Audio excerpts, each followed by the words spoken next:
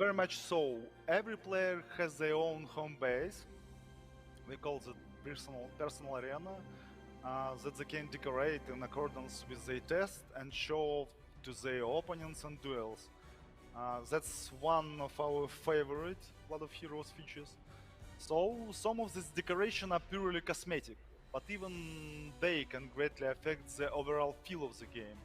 Take weather, for instance. Our closet beta players mentioned that fighting under the soft light of crimson sunset is very different from fighting under the grim lighting of nighttime gloom. However, some decoration are meant to directly affect the gameplay. Arena cores, for example, change duel gameplay from purely face-to-face athletic with playing disc to dangerous, tricky, and unpredictable with hexagon, where any awkward, poorly calculated move can lead to defeat. Yeah, I wanted to ask about that. So what kind of strategies do you see players employing when it comes to fighting in these kind of tighter corridors as opposed to more open spaces in the arena?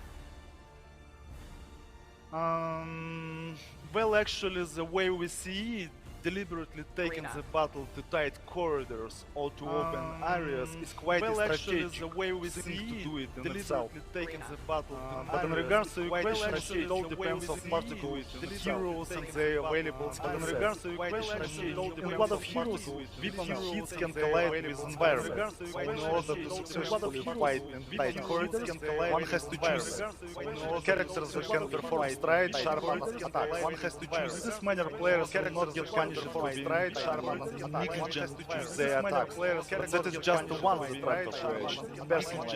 The other part, that is just one farm operation. For example, our players have come up with a strategic formation overall that we had never considered ourselves. In this formation, one character uses formation overall that character never considered specifically in tight corridors to cover his teammate, who, if positioned properly, in tight corridors, destroys the opponent team. In other words, one player sacrifices his health to decoy the opponent team, destroys the corridor, which then turns into death trap. Just one destroys the corridor, the strategy is meant to death equation. Our players recognized and developed this one, and we really hope that we will have dozens of such. Our players recognize it and develop it as one. It's a very pleasurable part. We have dozens players such play not as intended, as they want. Yeah, I can imagine. Well, Blood of Heroes sure looks, well, bloody. You can check out the open beta for Blood of Heroes on August 26th on PC. Thank you both so much for joining me today. And remember to stick around on IGN for even more from Gamescom 2021.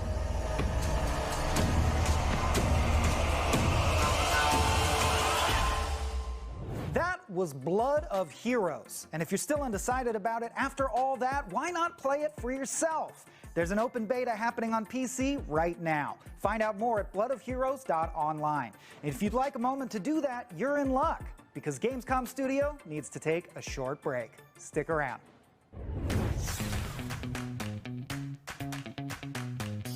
Hi there, I'm Stefan Powell and I cover games for the BBC, especially for BBC Radio 1 Newsbeat and loads of other places across the BBC as well. And my favourite Gamescom moment has to be when I got a chance to sit down and interview the heavyweight world boxing champion, Anthony Joshua. There's nowhere else in the world really that you're going to get the most decorated boxing champion sitting down with you for half an hour to talk about his love of video games.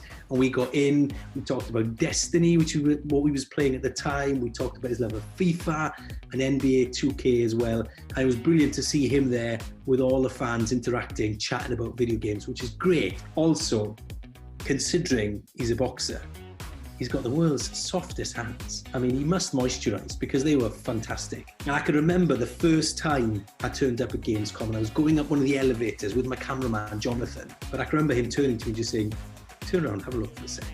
And I turned behind him, and only then did I just realize the magnitude of how significant Gamescom was, how busy it was, how many people were there, because underneath us, as we got to the top of the escalator, and if you've been to Gamescom, you know exactly what I'm talking about, there was just this ocean of gamers, everybody excited to be getting their hands on new games, meeting their mates, seeing new stuff, and that for me was pretty special as well. Gamescom's definitely got a place in my heart, and I can't wait to go back one day. The Asus ROG Zephyrus laptop won the Taiwan Excellence Award thanks to its innovative display, cutting-edge cooling system, and powerful gaming panels, perfect for pro-level esports or content creation. Let's take a closer look. Taiwan, your partner in excellence. Taiwanese companies like Asus have developed the ROG Zephyrus Duo 15SE GX551 that offers an innovative ROG ScreenPad Plus secondary display and a cutting-edge cooling system that empowers the latest AMD Ryzen 9 5900HX CPU and NVIDIA GeForce RTX 3080 GPU, taking Windows 10 gaming to new dimensions. Users can choose between ultra-fast 300Hz for 3 milliseconds or high-res 4K 120Hz for 3 milliseconds gaming panels that lets you tailor your system for pro-level esports or content creation. Taiwan, your partner in excellence. Gamescom 2021 is presented by Pluto TV, free to watch.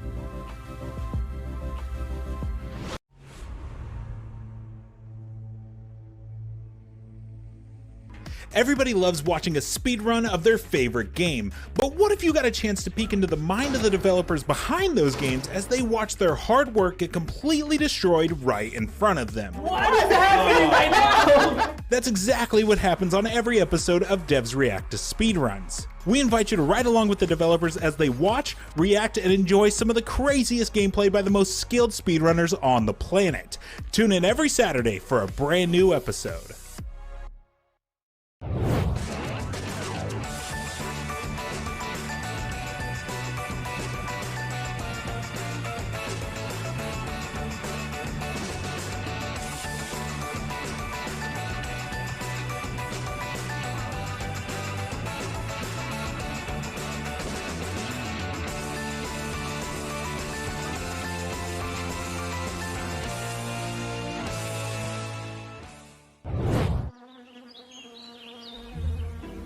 From the creators of Plant Turismo, League of Legends, and Pinecraft. Released in 2020, Expansion Pack 2021, launch soon. Gamescom Forest.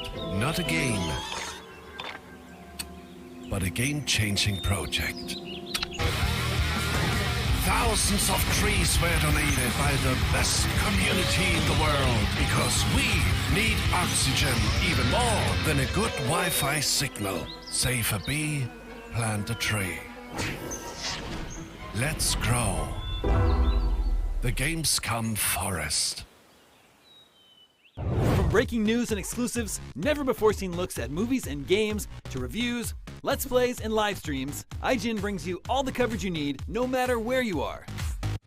Whether you're on IGN.com, the IGN app, YouTube, Facebook, or Snapchat, we've always got you covered.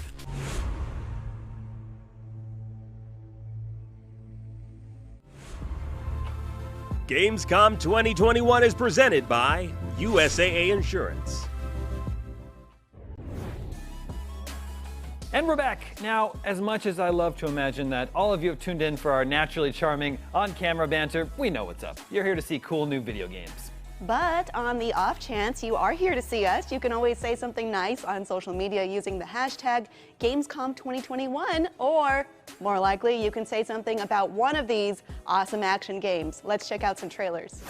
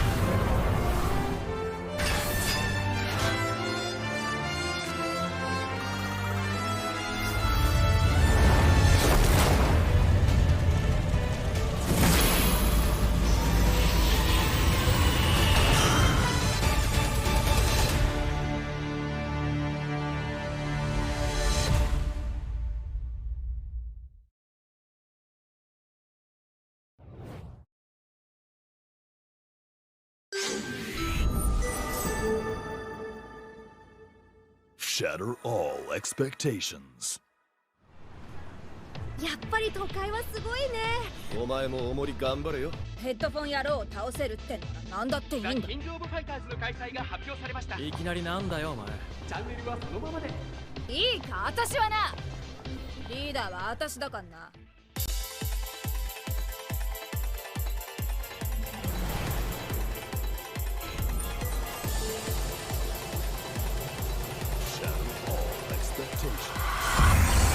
KOF 15!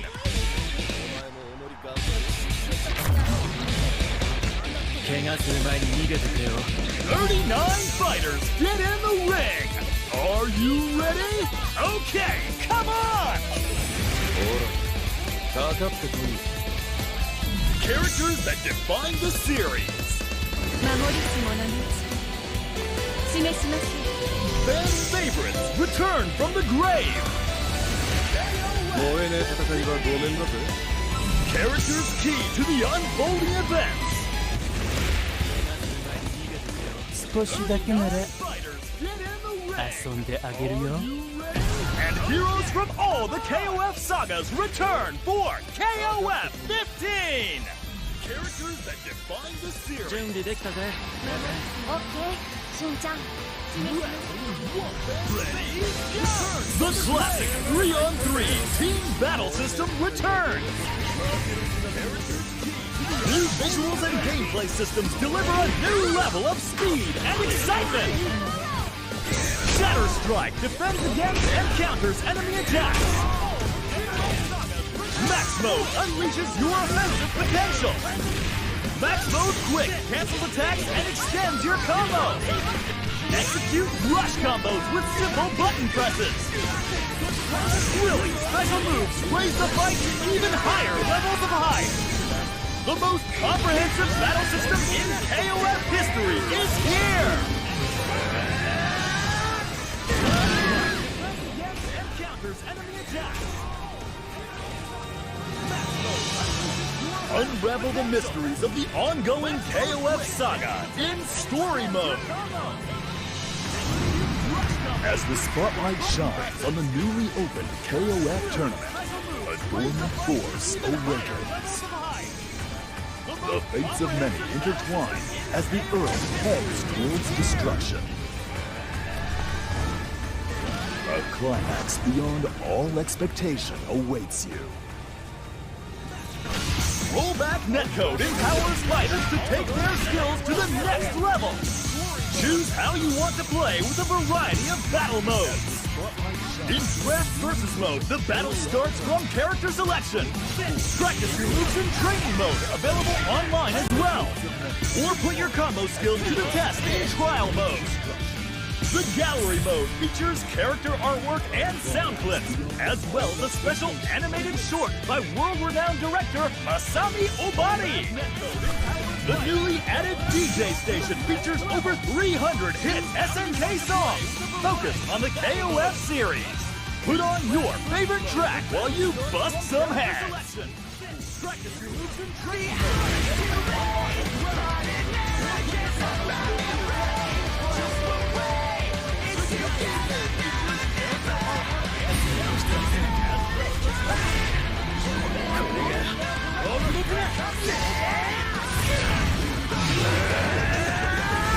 The King of Fighters 15!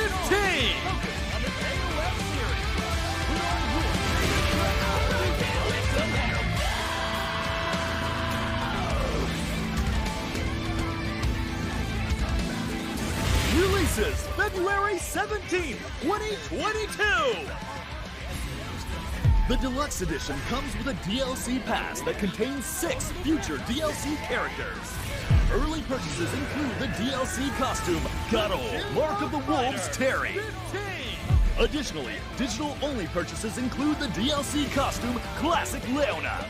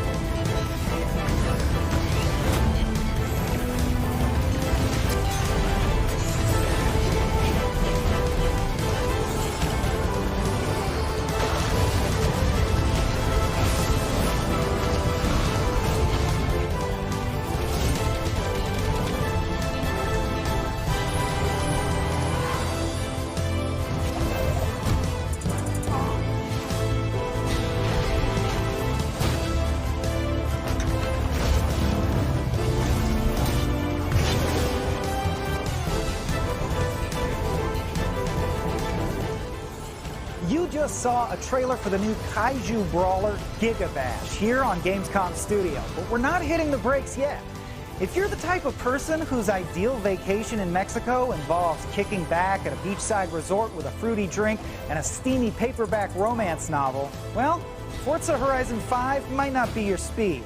But if your dream getaway involves driving a McLaren supercar up the side of a volcano trying to run over as many piñatas as possible, you're in luck. Then again, it's a constantly evolving game world, so maybe they'll add a steamy romance novel mode in the DLC. A host can dream. Anyway, get a load of these cars! Vroom vroom! And a steamy paperback romance novel. Well, huge explosion. Welcome back to IGN's Gamescom coverage. We are here with Mike Brown, creative director of Forza Horizon 5. I'm very excited. I hope he's excited because they get to talk about Forza Horizon 5. Mike? Hey Luke, yes, thank you for having me. Absolutely great to be here, and as always, I am excited to... That's good, because that's your job. Now, obviously this isn't the first we've seen of the Forza Horizon 5, and we've seen some glimpses of the game in the past. Certainly your announcement was very exciting, and we've seen some other glimpses, cars driving about in Mexico. It looks fabulous. But I feel like, for me, the snapshot of this intro drive is, like, the most impressed I've been so far. And that's certainly not to say that I've not been impressed so far. We draw the logo on the back of a napkin and just hand it over, and I'll be like, yep, I'm in. But I feel like, now, you know, it just looks so remarkable. And then, I guess my first question is kind of a sort of a bigger picture question, but what do you think it is about, like, what is it about racing games that makes them so strong coming out of the gate and really being such visual powerhouses whenever new hardware comes into the equation? I don't know if there's anything specific about racing games, but I do think that the connections we have to the auto industry do lead into it. The auto industry, like the games industry, is always pushing at the cutting edge of technology. They both blend creativity, art, engineering, technology in a way to make things that people are just going to love to spend time with and spend money on. And I think there are crossovers between the way people think about cars and driving and racing and the way people think about video games. And that push for excellence and to play with the very latest technology probably crosses the lines a lot between cars, racing, and gaming. And I feel like that's perhaps a place where that probably leads to that phenomena you see where there does tend to be a really good-looking racing game every time a new console turns up. And let's drill down, like we touched on the opening drive itself, obviously. Let's drill down on it now, because the Forza Horizon opening drives are such a... They really help distinguish the Horizon games, sort of, I guess, against other racing games. Many of which, I love lots of racing games, obviously, but certainly a lot of them are kind of guilty of being kind of like, oh, you're here. Here's the menu.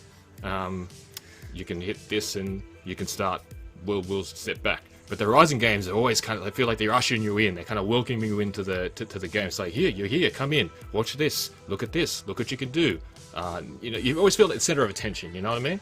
How much, I've chatted to you in the past, I know they take a lot of work to really get right. It's admirable for something people only ever really play once. How hard are they to get right? And when you turn around to the team and you say, you know what? We're going to drop 4 cars out of a plane, Furious 7 style. And they're like, yeah, okay. How hard are they to nail? It is a really phenomenal challenge, and dropping cars out of planes, straight away people will say, oh, but, our world looks really good, but it looks really good from the camera just behind the car. It's not really meant to be viewed from a plane's perspective. And it's just like, well, I think it'd be really exciting though. So let's see how we can achieve that. And the process of it is, as you touched on, we always have a really powerful opening to the game, and we break ourselves into a little bit of a jail there, because each new game we have to say, well, probably the best bit of gameplay we ever made was the Forza Horizon 4 opening drive, and now we need to make something that makes it, or rather beats it in every single way. And that is a bar that we have to keep pushing higher with every single new game, and so it does force us to both creatively and from a tech perspective think big and try and think of the things we can do to just really wow people. The reason we go so big on the initial drive, I think, is it just sets up the stall. It's all the things that you do and see in the initial drive are things that you can do and see later in the game as well. Perhaps not in such an orchestrated way, but all of those things exist in the game and are experiences that you can and will have if you keep playing. I think that a lot of games, I think they worry too much. Like you say, it's like, oh, here's the menu, and here's the button to walk, and here's the button to crouch, and they worry too much about players getting baffled and confused by really kind of simple concepts that players will probably be familiar with. Where I think if you just start the car already rolling, players will know that they've got to press left to turn left, press right to turn right, and we obviously build those roads such that it's fairly easy to get around, and we make sure we pick cars that are reasonably easy to handle, and maybe even do some little handling tweaks for those drives in particular if there are any rough edges that we need to smooth out.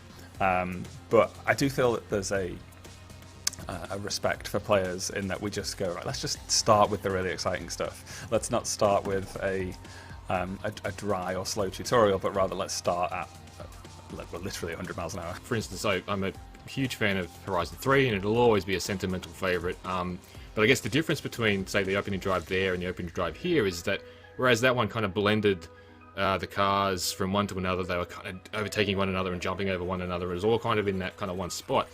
You're dropping cars all over the map in a plane, obviously, and it speaks to the size of the map, that you want to give people these slices of the map and how varied it is, but you don't want an opening drive that takes 12 minutes. It's like, oh, we're going to have to drop them here, and we can't have them drive all the way over here because it's going to take too long. We've got to drop them there in a plane. It says something about the size of the map to me. Is that kind of that feels deliberate? We wanted to have an initial drive that they didn't have to sit down and say those words, but showed you those words. So we start you on the volcano, we give you an incredible vista that makes the world look huge. You're actually only looking over a part of the world there, because the volcano is kind of central in the map, so it's as you drive around it, there's a kind of a 360 view. But nevertheless, you get a sense of the huge scale of the world. From starting in the volcano, you're in obviously a really volcanic, rocky area. It's in the initial drive, it's snowy and covered in slushy ice. You then, within a couple of minutes, have descended down the volcano and are now in the living desert. We're surrounded by cactuses and sand dunes. I think just in that one example right at the start of the video, we've communicated the kind of scale and diversity. But then the fact that we kind of snap you around the world 3 further times after that and show you a ton of new stuff helps to communicate like those kind of big messages for the game, that it's huge, it's diverse, there's loads to see, there's loads to explore. There's a ton of different cars, there's a ton of different driving experiences. By just cramming all that in, condensed together as much as we can at the start of the game, it really just lets people know what Horizon is about and what kind of differentiates us from other driving games. Nice. Listen, let's talk about you've previously revealed the presence of the Mercedes AMG Project One. It appeared in the announcement, and now we've discovered it's on the cover of the game, which is exciting. And that's always kind of a fun thing. What's going to be on the cover of the game, and it's always one of these tip of the spear kind of deals. Like it's the Centenario, that's like it's the 100th birthday of Ferruccio Lamborghini, or it's the Senna, which the McLaren Senna. Like what a car! How did the Mercedes thing come up? Because obviously, like I look at Mercedes from the outside in. And you see they're popping up in Car Mechanic Simulator, and they're popping up in Mario Kart. So it feels to me like they must have a similar philosophy when it comes to an appreciation of video games. But yeah, it took to me a little bit about how the Project One thing came up and how that's appeared in the game. So just for clarity, the Project One we showed at E3 is technically the concept car, whereas it's the AMG One that is on the cover. There are they're very, very similar. AMG probably won't thank me for saying they're similar cars. They're completely different cars. One was a concept car, and one is the real final car. But to answer your question, we obviously had a really good relationship with Mercedes for a long time. I think you touch on they understand the power that video games can have for them, the power that video games can bring to a brand like Mercedes to be able to get their cars looking great in front of audiences that would otherwise be difficult for them to address. Now, the AMG One is a car that costs about $2.1 million, so I don't think they're necessarily seeing it as a marketing opportunity to go and sell a £2 million hypercar on the cover of the game. But I do think they understand the profile that gives to the brand. And while they're not probably going to have that many Horizon players go and drop £2 million on the AMG One, although hopefully they do, Mercedes AMG do a ton of really awesome cars that are also in the game that I think AMG understand that if they can make, when their brand is associated with that, when their brand appears there, when we throw it out of a plane and show it looking really exciting and awesome, then it's a great avenue for them to go and speak to gamers who oftentimes will also be car lovers and can then go out and perhaps maybe purchase themselves a new Mercedes. And I think that the Mercedes, as you touched on McLaren, I think there are a lot of car manufacturers that really understand the mutually beneficial nature of being in a game like Horizon. Can you discuss a little bit about Events Lab and just how much more juicy that is, I guess, in comparison to Super 7, and whether you'd anticipate, and I feel like you will, because every time these sorts of things get unleashed into the world, the public and gamers start to deliver things that certainly I never thought was possible. And I've heard the refrain from developers: they put out all these UGC tools and then they get stuff back and they're like, "Whoa, how did that? How are they doing that? Is that even possible?" And then they're constantly surprised by people. When you throw it out to tens of millions of people. Yeah, talk to me a little bit about Events Lab. Yeah, so in Super 7 you could place ramps and boxes and barriers and stuff. All of it was rock solid. As soon as you've placed it in place, it's the ramp, but it's otherwise non-interactive. So in addition to that, you can now place like breakable and smashable assets. So if you need to slow the player down, you can put some crates and stuff across the path, and they can be smashed when they're hit. You can also, we saw the bowling pins in E3. There are a lot more assets this time around that you can place and customize. You can tweak the colors on some of them as well, so you can get a bit more creative with what your creations look like. There's just in terms of the building blocks, there is a lot more to work with this time. There's a lot more room for creativity there. That stuff, though, if you've played Super 7, it's that with a bit more.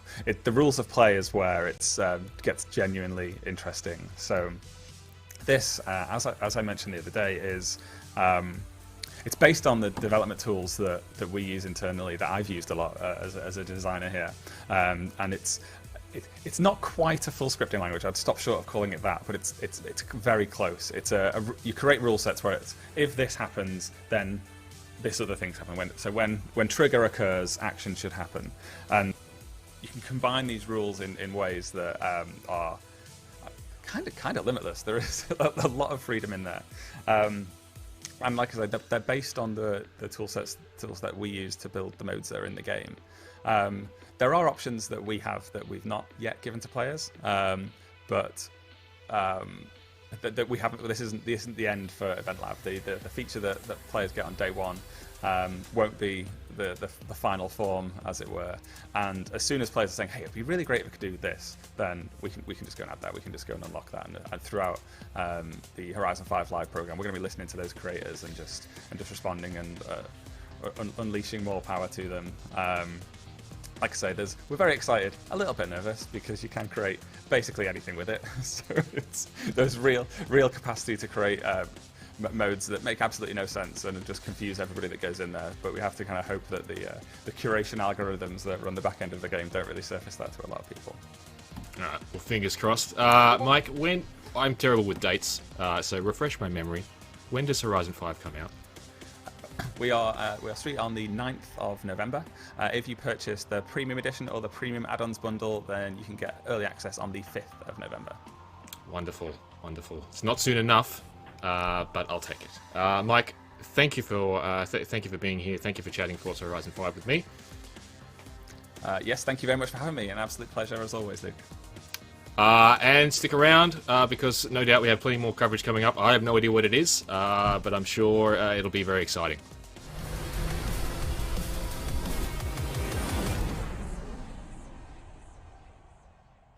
That was Forza Horizon 5 right here on Gamescom Studio. Man, those cars sure are pretty, and they move quick. Speaking of which, we need you to sit pretty for another quick break. We'll be back faster than you can say Lamborghini, Maserati, Bugatti. Stick around. Gamescom 2021 is presented by Pluto TV, free to watch.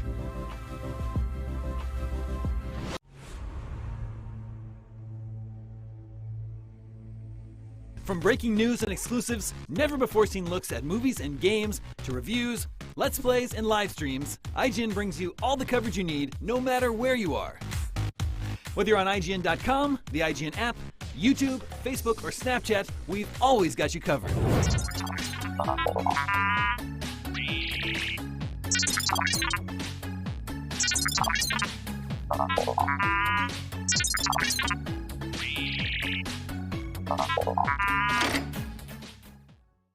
In a world with non-stop news about Marvel, DC, Star Wars, you need a show with accurate reporting, hard-hitting commentary, and Me, Akeem Lawanson, host of IGN's news show, The Fix Entertainment. Whether it's the latest superhero scoop, film fiasco, or anime announcement, I'll be here covering all the breaking movie, TV, and streaming news that matters most to you. Make sure to catch The Fix Entertainment on IGN for your fix of entertainment news.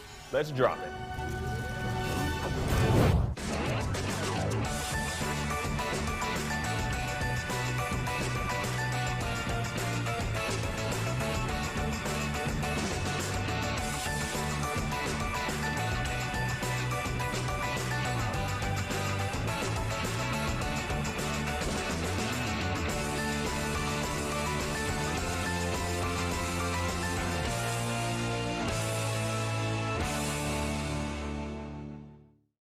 What's up everyone, Sydney here to bring you a little update about the future of IGN on YouTube. We've been listening to your feedback and it seems like some of you are more into games while others are more interested in movies and TV. So we got to thinking about it and decided, why not both? Our main channel will still bring you all the biggest news, reviews, previews, and trailers to keep you up to speed on the most important highlights. But if you only want games content 24/7, head over to IGN Games.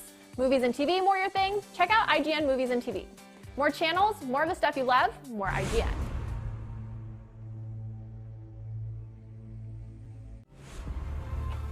Gamescom 2021 is presented by USAA Insurance. It's been another big year for gaming, and Gamescom is proud to present the Gamescom Awards for 2021. Here are the nominees for Best Indie Game. Dofromantic from Tucana Interactive. Inua from Art France. Lost in Random from Electronic Arts. And the winner for Best Indie Game is Lost in Random from Electronic Arts.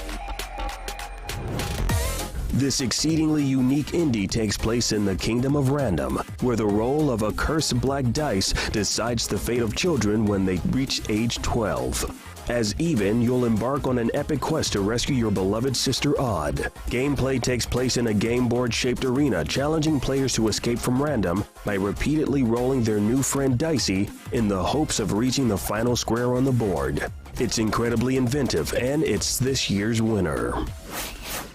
To accept the award, here's more from the team behind Lost in Random.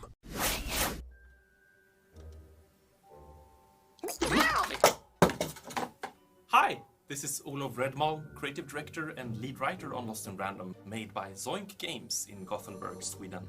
Thank you so much Gamescom for the award, Best Indie Game 2021. Wow! Thank you so much to the whole team of Lost in Random, to Klaus Lingeled, who had the faith in me to run the project together with Maria Svenningsson, our producer, who just worked so hard to make all the deadlines, and all the awesome leads, Marcus Ingvarsson on lead design, Nikolaus Theologu on programming, our technical director Johan Frölander, our art director Victor Becker, whose soul seeps through the world of random, as well as the environment artist Leo Brynjelsson, Daniel Lindqvist. Okay, thanks. Thank you so much. I hope you enjoy the game once it comes out, and take care. Love you guys.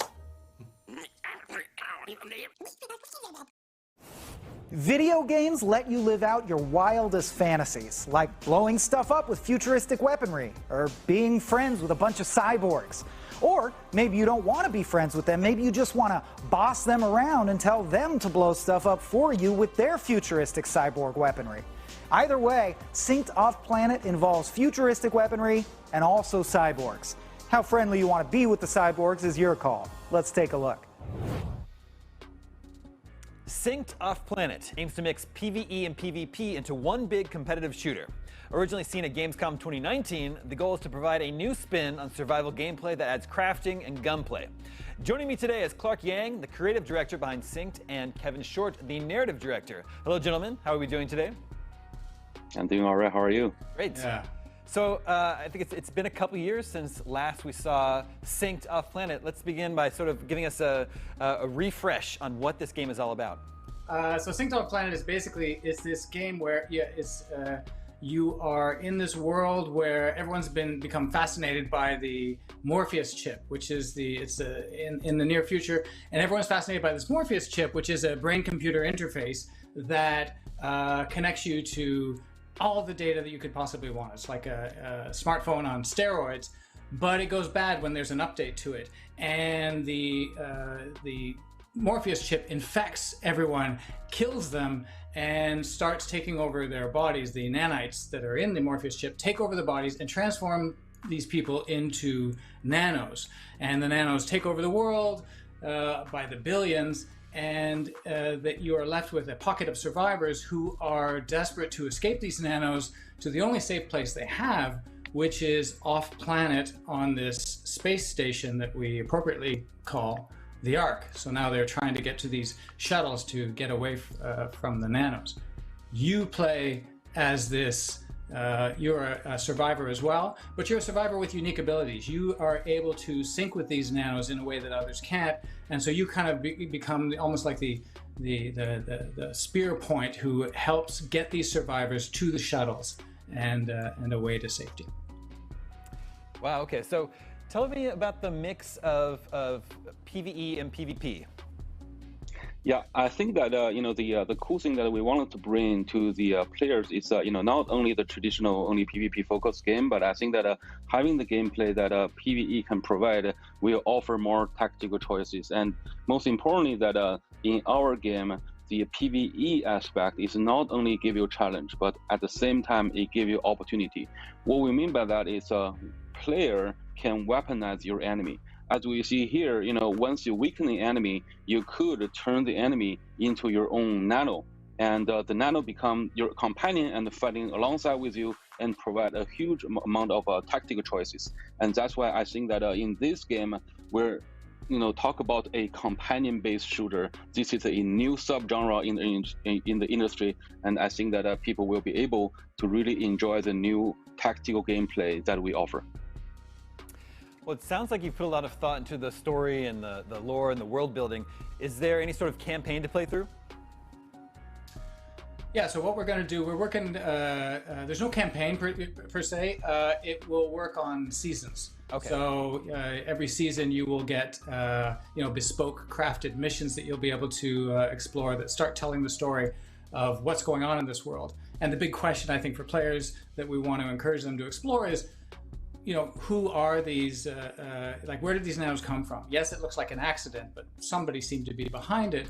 And then why does the player have these unique abilities? What makes all these players different from the regular survivors? And so we want to feed these stories out through seasonal content, through seasonal crafted missions that you end up getting in this place called the Haven. It's like a central hub for players. It's a forward base that's been, it used to be a craft airship that's been converted into this forward base. And players can go there, find specialists who, with their own unique personalities, who will give them special missions. And that's where you go to plan these missions and also get more crafted stuff that tells you the story of what's going on in this world. And is this all taking place on Earth, or is it an Earth-like planet? This is definitely on Earth. So this is the near future. This is after we went from smartphones to BCIs, and it's all gone to hell. So it's an Earth that we don't want. I see.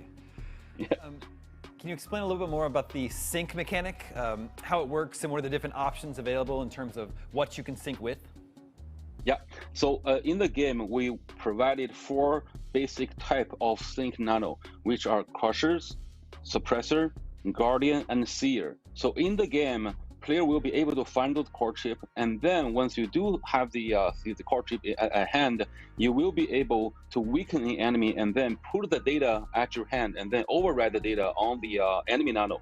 That's the whole process of weaponize your enemy and then become your companion. And once you do have your companion nano fight with you, you will be able to give a precise location for the nano to defend or civilian, or you can just target any enemies that in front of you that your sync nano will provide a huge help and support for your gameplay. So imagine that every time you play this game, you have to think about which type of nano really fit your style, and as well as your teammates nano, right? And for example, if you have a guardian that can provide a shield in front of you, then the suppressor could be a really good add-on from your teammate point of view. Then the suppressor will be able to pin people down, and then you can have the final shot. So again, Synced was originally seen at Gamescom 2019. What was the biggest point of feedback from that Gamescom 2019 reveal, and what changes have you been working on since then? Yeah, it's a very good question. I think that 2 years ago when we revealed this title, everyone is very excited about this idea of synced, especially that you control the enemy and then fight alongside with you. This is the highlight for the show. However, there are also other things that we should dig deeper and then provide even more options and more meaningful choices for the player. And that's what we've been working on for the last 2 years, and as well as some nano design. What we see here, all the nanos at this moment looks totally different compared to 2 years ago. 50 euros equals 42 pounds and 90 but pence. I think at the end, to design the nano is the way it is right now, gave us the best option and the potential for the future update, because all the enemies are based on the nanotechnology, and then the nanotechnology can give us a lot of possibilities of creating different type and abilities during the gameplay and later on the live updates. Gameplay-wise, it kind of gives me a vibe of a mix between PUBG and Escape from Tarkov. How does a typical game play out, assuming you win a match? Yeah, so in the game, there will be 3 main modes. The first one, we call it off-planet. It's a very traditional and classic game mode that all the players working with their teammate and fight for the single shuttle escape Earth. And so in that mode, there's no respawn, and you have to rely on your tactical choice and all the challenges in the game. The second mode is a score-based mode that there will be 3 rounds of shuttle coming in. The first round we're only having 3, and the second round will be 2, and the final round will be only 1. The twist here is in this mode, people could respawn, can redeploy new survivors into the battleground. And so it's not that if you die, that's it. No, you have more choices to play in that mode, as well as we crafted a lot of random events in the game that will always help player to gather new stuff and find an edge compared to the components. The last mode, what we're seeing is a PvE focused mode called the Nano Rise. In this game, we're trying to bring in some roguelite elements in the gameplay, and the challenge is really high. And how to work with your Sync Nano in this environment is crucial.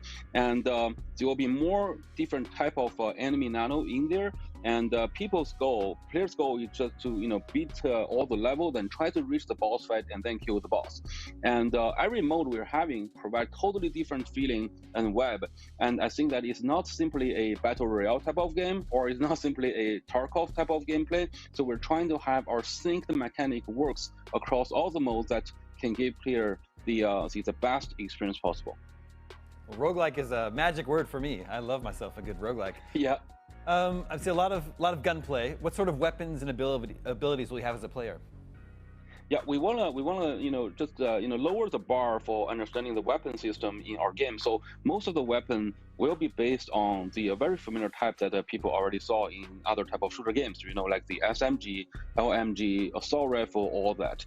And however, we did a lot of very fine tuning of each weapon. So we want every weapon to feel different. and have different circumstances and scenarios to use. And most importantly is how to use your different weapon type along with your nano. Another example here is, the sniper guy, have a very long range sniper. The best sync nano to use is Seer, because the Seer can scan the battleground and then mark the enemy for you, even you don't physically see them yet. Then in this case, imagine that you're really hidden somewhere, and then your Seer provides you the information on the background, on the battleground, and you can be the sharpshooter that can really maximize the output. And another example is using Crusher. Crusher is really built for destruction and always push the enemy out of the place. So it's the best tactic to flank the enemy and the guy behind. And then if you have a shotgun, bam, bam, is a very effective tactic there. Very cool. Well, have you revealed platforms or release window for Synced Off-Planet yet? We're aiming to have the game into early access next year.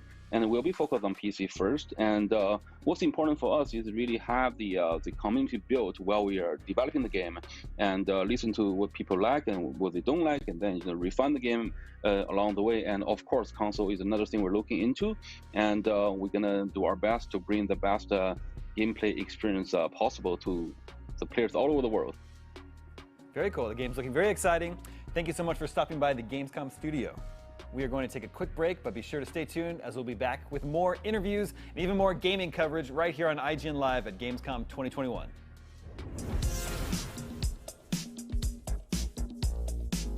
My name is Rory Powers, and I work at RKG, but I used to work at IGN as a video producer. Now, my favorite Gamescom memory has to be from 2015. I was on the show floor shooting a bunch of amazing cosplay in the convention halls, and we were halfway through filming this Spider-Man cosplayer when out of the corner of my eyes I see this figure and I hear this cackle. So I pan the camera over and there is someone cosplaying as the Green Goblin. Now these two cosplayers had never met each other before, but what ensued was the most incredible improvised cosplay fight scene you have ever witnessed. Only at Gamescom is that possible.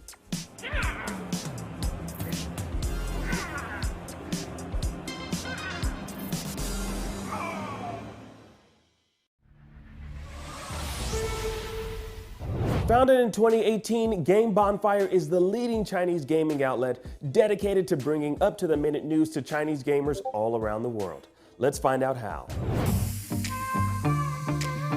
篝火营地是中国领先的游戏媒体，创立于2018年，致力于为全世界的中文游戏玩家提供专业、精准、迅速的资讯情报。篝火营地立足于中国，与多家国际一流游戏媒体同行达成正式内容合作关系。 源源不断地将最新鲜的游戏资讯第一时间带给全球中文游戏玩家。自成立以来，篝火营地在全网的内容浏览量已经超过5亿，服务了数百万的读者和玩家。我们的愿景是做游戏文化传播者。您可以在全球各大手机应用市场下载篝火营地 APP， 或者访问3w.gamebonfire.com 来加入游戏传播者的行列。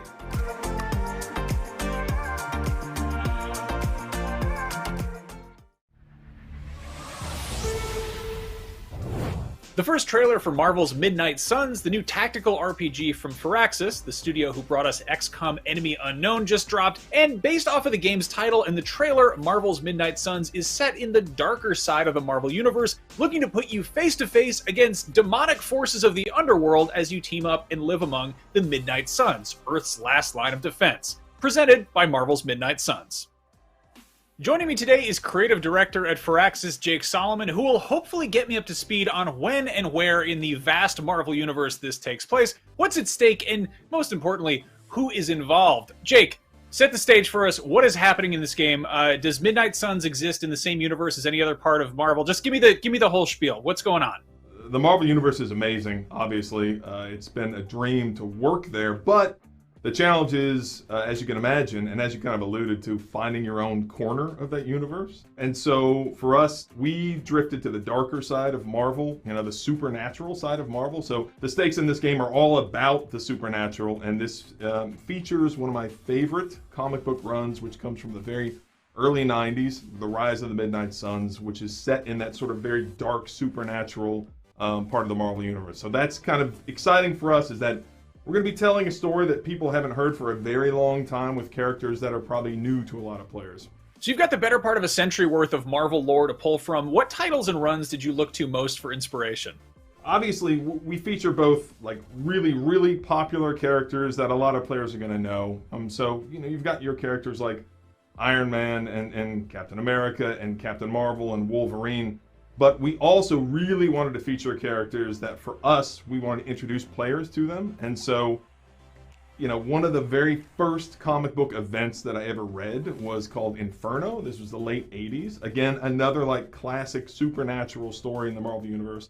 And that featured this character named Magic. And she's this awesome, powerful new mutant who grew up in this hell dimension called Limbo. And so that features very heavily. Also, I think that The Runaways is one of the best books in Marvel history. So we have Nico from The Runaways as well. And so that's, again, another character that some players may not know. And that's what we're excited about. As well as Robbie Reyes, Ghost Rider. And I can't believe I'm saying this. Do people not know who Blade is? Is that possible? I mean, am I that old? But I don't know. Is Blade like a deep cut at this point?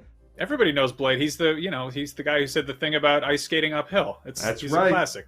Yes, that's right, which I won't repeat here. No, this is a family place. Now, speaking of which, can you tell us a little bit about what it's been like working with Marvel Games and sort of how, you know, Firaxis and Marvel got together and what that relationship has been like?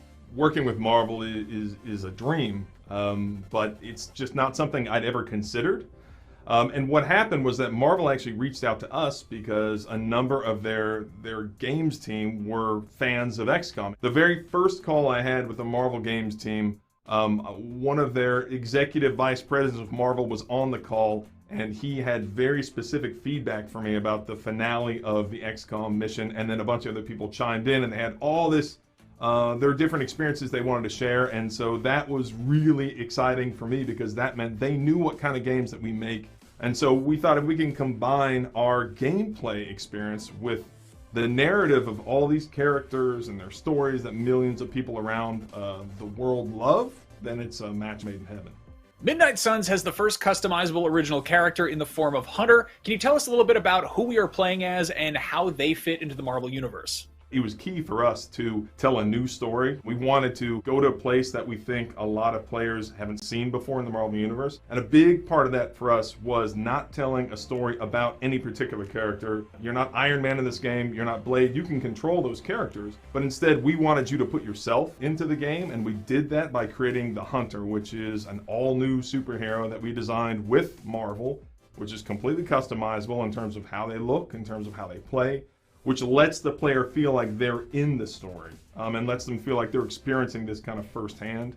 And so they are the child of this ultimate evil named Lilith, the mother of demons. They're an old character, but for a lot of players, it's going to be new. And so we have this relationship between this ultimate evil and the Hunter, which is this new hero we've created, which kind of lets the player feel like they're in the story themselves.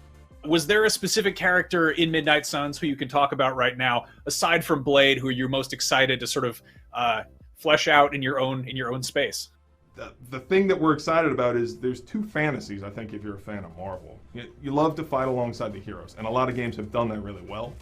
But from the very beginning, we were more excited about this fantasy of, well, what's it like to live alongside the heroes? When you read the comics, when you watch the movies, I think that that's as exciting to see how they interact with each other, how you could interact with them, choosing who you want to build relationships with. We have this really large cast of characters, 12 heroes in addition to the Hunter. So the player has to make choices about, okay, which hero do I build a relationship with? And of course you get all kinds of gameplay benefits and cosmetic benefits, but it's really very narrative where you say, okay, I'm going to be best friends with these characters. And so for me, I really like Magic. I think that the way that we're doing some characters like Doctor Strange is very exciting, you know, and so it'll be up to different players, like what characters you love that you know, and then you get drawn into these new characters that we're introducing, like Robbie Reyes, the new Ghost Rider, Nico, Magic, that I think it's just fun. Every time you play, you know, you kind of find yourself drawn to different characters for different reasons.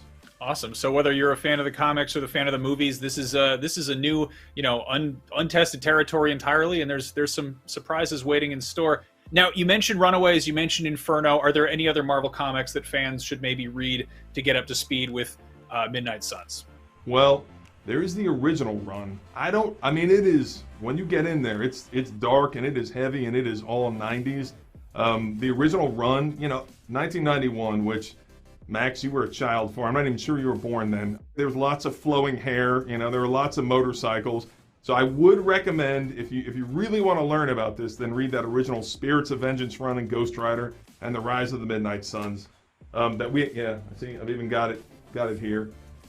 I have mine are like boarded and packed, but yes, we have the classic Spirits of Vengeance Ghost Rider run from 1991. So if you're really deep, you can go into that one. But I'm just saying, you know, beware. There's some dark, weird stuff in there. Awesome. That's music to my ears. Jake, thank you so much for joining me. Marvel's Midnight Suns is scheduled to release in March 2022 across PC, PlayStation 5, PlayStation 4, Xbox Series X and S, Xbox One, and Nintendo Switch. Till then, make mine Marvel, and for all things Marvel, be it games, comics, movies, and so on, you are already in the right place, IGN. Enough said. For over 3 years, fans of zombies, parkour, apocalyptic dystopias, and games where your decisions have real consequences have been, if you'll forgive the pun, dying to get their hands on Dying Light 2. It's finally on track for a holiday release, and to hold you over until then, here is a full breakdown with tons of brand new info. Let's take a look. Hi everyone, my name is Timon Smektawa and I'm the lead game designer at Techland. Welcome to the Gamescom edition of Dying to Know. You can watch the previous episodes of the show on our YouTube channel. They reveal many details about the game and showcase unique gameplay videos, so if you still haven't seen them, you know what to do. Last time we showed you the monsters, our special infected enemies, so today let's talk about how to fight them. And not only them, but also the other big threats you will encounter in the world of Dying Light 2, which are us, humans. Unfortunately, humans tend to be the most cruel and brutal species out there, especially during an apocalypse. Before we talk about fighting, let's start with the basics. How do you move around the city? If you watched our previous episodes, you know that a large portion of the city's population has changed into monsters, roaming the streets. That's why it's extremely difficult to move around, unless you can run, climb, brawl, swing and jump, as the best option to explore the world of Dying Light 2 is parkour. Let's talk about it with my first guest, Kacper Kowalczuk, senior game programmer. Kacper, you are in a team directly responsible for creating parkour movement in Dying Light 2. So, what can you tell the Gamescom viewers about it? Well, we're really excited for the players to see what we've prepared for them. They will finally feel this amazing freedom of movement in a city built to support parkour from the ground up. Even the highest building is not an obstacle anymore, but a parkour tool to help you get higher. Even those familiar with Dying Light 1 will be pleasantly surprised, because we took all that we learned from parkour in DL1 and built everything from scratch. It's a more challenging way than to simply upgrade it, but it's more rewarding as well. Okay, but from my perspective, and I think your perspective as well, creating a realistic movement in an FPP game is very, very difficult. And we have spent a lot of time and resources to make it physical and exciting at the same time. So how do you feel about it, Kacper? We really wanted to improve players' perception of their avatar's body and of what happens to it during parkour. The animators had their hands full, but it definitely makes you feel like a real traceur, which is a person who professionally does parkour. It's all thanks to dozens or even hundreds of new animations. It's especially visible with ropes, pipelines, monkey bars, etc. With the increased number of animations, players can almost physically feel each movement while climbing the buildings. It gives them a realistic parkour experience and is also surprisingly simple to master, even for beginners. The city allows players to traverse it effectively as soon as they get there, and their mobility increases more as they learn new skills. There comes a time when players start noticing synergies between movements, and that's when the real fun begins. You literally feel like flowing through the environment. They also find out that the city itself helps them with parkouring, and what might have seemed an obstacle at the beginning becomes an asset once they learn how to use it. Okay, but parkour can be more than just a way to traverse the city. In Dying Light 2, it's quite handy in combat too. Yes. For example, I could stun my opponent with a powerful blow, then use elements of parkour to rebound from him and kick another one. He's also stunned now, so I can rebound from him too. By combining parkour and combat, a skillful player can wreak havoc on both humans and the infected without even touching the ground. Well, that sounds amazing. So, Kacper, thank you for joining us, and thank you for explaining us how the game's parkour system works. And I believe you, the same as I, just can't wait for people to see it in action themselves. Definitely. So thank you once again. Take care. So let's talk more about how you can use parkour not only for traversal, but also for combat. And speaking of combat, my next guest is Matt Courtois, lead technical gameplay animator. Matt, ça va? Ça va, merci. Thanks for joining us. I would like to start with something that was quite difficult for us, if you remember, at the very beginning of the project. How to present melee combat in first-person perspective. Oh, I remember. You actually just said, creating satisfying melee combat from a first-person perspective, that's a real challenge. That's why we spent many weeks iterating it, improving it, until we got the right feeling. We feel we have created something special, and we're very excited to discover how players will react to it. So what do you think will excite them the most? I guess, you know, we've worked very hard for our combat to be visceral. So we created many exciting and immersive elements, such as what we call progressive hit reactions. So it's basically consecutive hits on enemies will enhance their reactions. They will react differently based on the weapon category you're using, based on the body parts you're targeting. So you can stun them, you can trip them over, you can cut off their limbs, which might sound pretty terrible. But it's also cool, right? And it's also very useful and you know, glory. The direction of your swings also matters, and so does your position relative to theirs.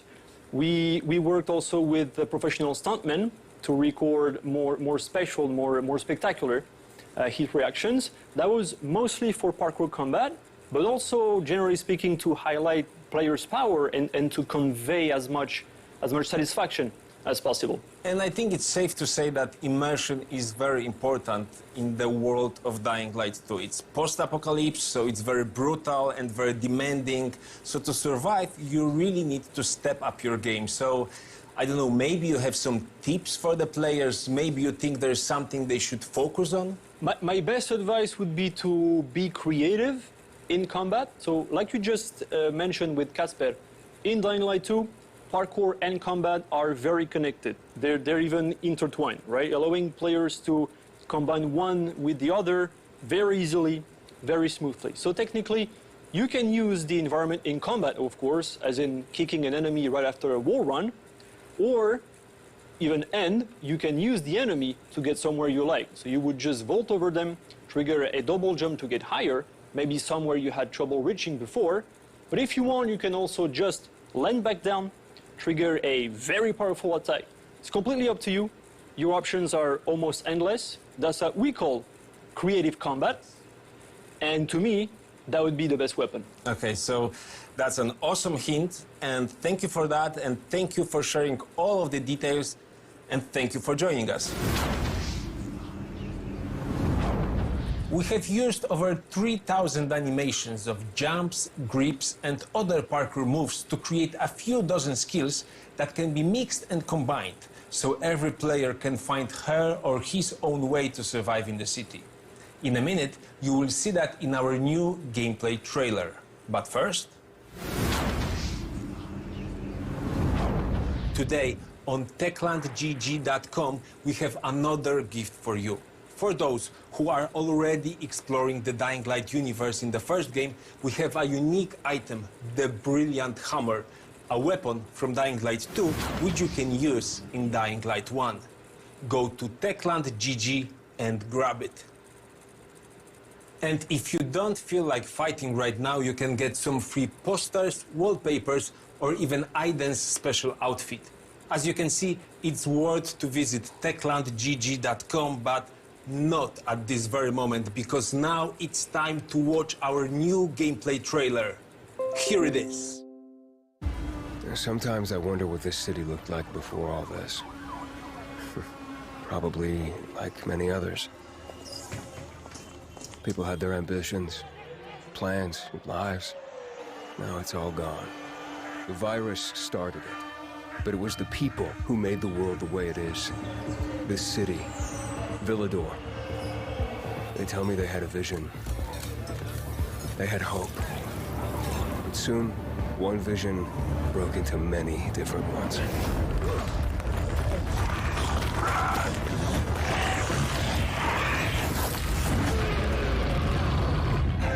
Instead of fighting together, people stood against each other. War broke out. Was it a little bird met a broken leg? Hope died.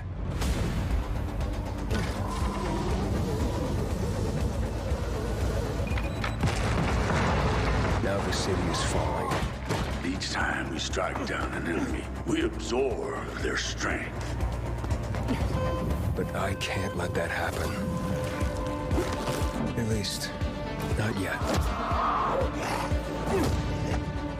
I need the secrets the city holds. Oh, fuck! Hey! Still some rats here!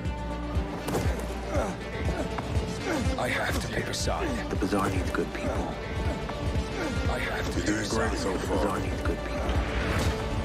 I have to do I have to make a difference. I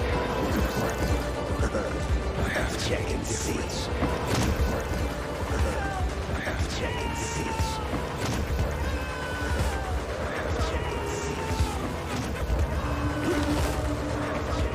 They say that great change is a series of small gestures. They say that great change is a series of small gestures. How about this series? They say that great change is a series of How about this series?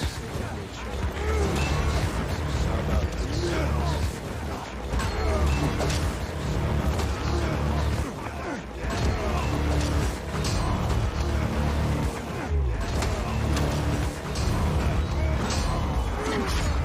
Is all hope really gone? We'll see about that. The trailer presented quite a few new tools of destruction that you will soon get to use in DuncanYT 2.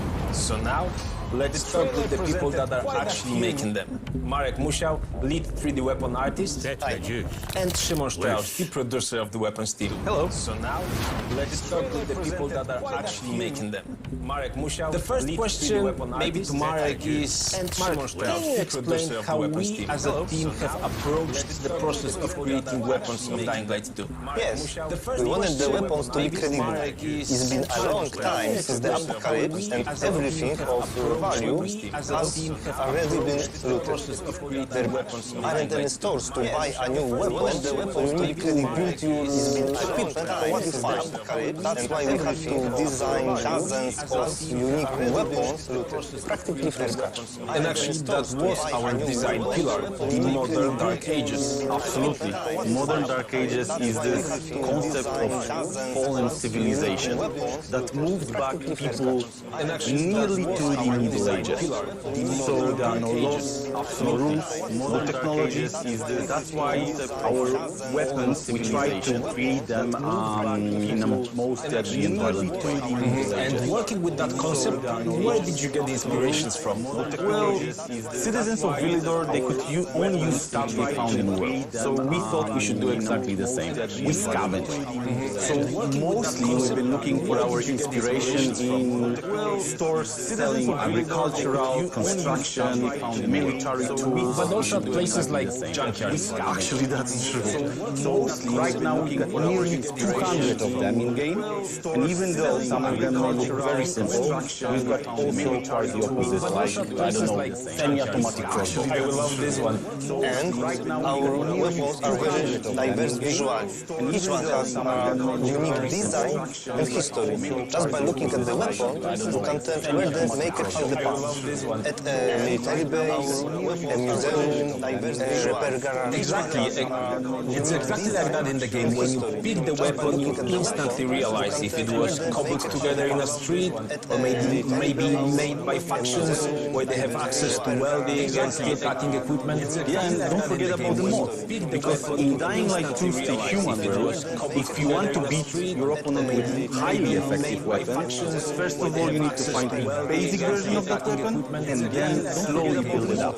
That's what we call mods. We got many types of mods, like defensive ones, let's say improving the quality of your handles, or offensive ones like improving the tip or the blade itself. So I don't think that right now we will have time to talk in details about that, but in December you will be able to add an effect to your favorite weapons such as fire, freeze, electricity. Shimon, let's stop here.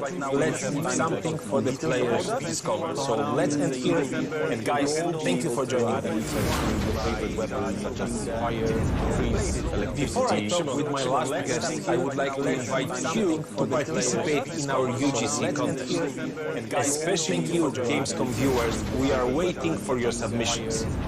And if you are thinking about competing in the cosplay category, you will want to hear this one. Let me present to you the grand jury that will be choosing the best cosplays of the Dying Light 2 characters. Welcome Irina Meyer, Lightning cosplay, Narga and Aoki, and Enginite. And of course, fingers crossed for you, our community. Let the best cosplay win. Check our website for more details. Narga and Aoki. My last guest will explain how the scene itself affects combat and movement. Michał Dudziak, game designer, hello, and Adam Michałowski, senior game programmer. Hi,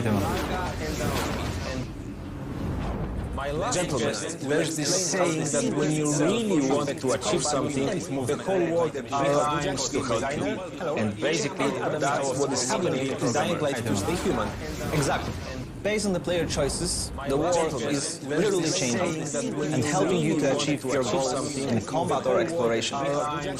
For example, the gameplay will be totally different depending on which factions you support. The survivors or the peacekeepers. Okay, but can you give us more detail? The differences between the factions define how each group can help us. For example, the survivors keep to the roofs and trying to avoid the danger on the ground. For building, they use mostly light materials like wood or sprouts, and they can provide you a various amount of parkour helpers, such as amortizers, trampoline, or ziplines.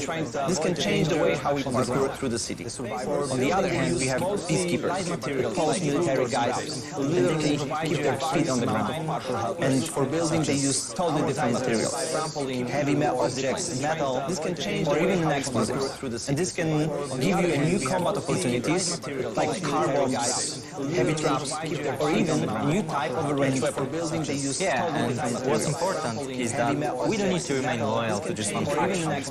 The city is divided into several zones, and it is in each of them the players can decide with whom they want to side. So while progressing through the storyline, you're able to shape the world to fit your vision and needs. Okay, but we know already that humans are active during the day and monsters come out during the night.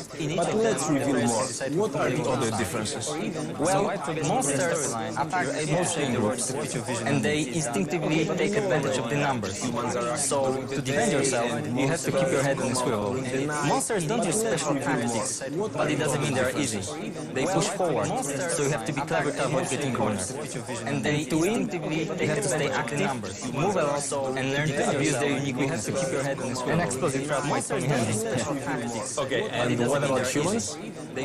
They use increasingly more complex behavior. As the game progresses, defeating human enemies and monsters will become more and more challenging. But unlike monsters, people cooperate. So while fighting them, we need to closely observe not only individuals, but also the whole group. And of course, there are many more unique subtleties to both humans and monsters. But I think we should let the players discover them on their own. Well, okay, that's a good idea. So while fighting them, all of that sounds very juicy. So let's end here. Guys, thank you for joining me. And of course, there are many more unique subtleties to both humans and monsters. That's almost all for today. You learned a lot about parkour and combat in Dying Light 2. We showed you that parkour is not just a tool for exploration, but also an important element of combat. You discovered some of the weapons that you will soon get to wield, and you saw how choosing a faction may support your parkour and combat skills. It's not just a tool for exploration, but also before we end this episode, we have one more special announcement for you. Dying Light 1 is coming to Nintendo Switch. So yes, it's official now. Soon, you will be able to play the ultimate open world zombie game on a new platform. And we know that a lot of you are playing Dying Light. In June alone, the game was played by close to 2 million gamers. Big thanks to our community. You're awesome. Dying Light 1 for Nintendo Switch will be released in Platinum Edition. This is the most content-packed edition we have ever released. On a single playthrough, it contains over 100 hours of gameplay, not mentioning the time you can spend exploring the world with your friends in co-op mode. More details are coming soon. If you are hungry for more and you want to support us, why don't you pre-order the game to explore it on your own in just a few months. More details are coming soon. That's all for today. Thank you, Gamescom, and see you in the next episodes of Dying to Know. Why don't you pre-order the game to explore it on your own in just a few months. We need to take a super short break, but you definitely don't want to go anywhere because coming up next is Awesome Indies, a celebration of some of the coolest, weirdest, and most ambitious new games from independent developers. Stick around. We need to take a super short break, but you definitely don't want to go anywhere because coming from the legendary studio that changed strategy and tactics games forever comes Marvel's Midnight Suns, a new tactical RPG set in the darker side of the Marvel Universe where you'll get to team up with and live among Marvel legends as the Hunter. An all-legendary original hero brought back to life to fight demons from under comes Marvel's Midnight Suns, a new tactical RPG set in the darker side of the Marvel Universe where you'll get to team up with and live among Marvel legends as the Hunter. An all-legendary original hero brought back to life to fight demons from under comes Marvel's Midnight Suns, a new tactical RPG set in the darker side of the Marvel Universe where you'll get to team up with and live among Marvel legends as the Hunter. An all-legendary original hero brought back to life to fight demons from under comes Marvel's Midnight Suns, a new tactical RPG set in the darker side of the Marvel Universe where you'll get to team up with and live among Marvel legends as the Hunter. An all-legendary original hero brought back to life to fight demons from under Marvel's Midnight Suns. Our nightmares have come for us, and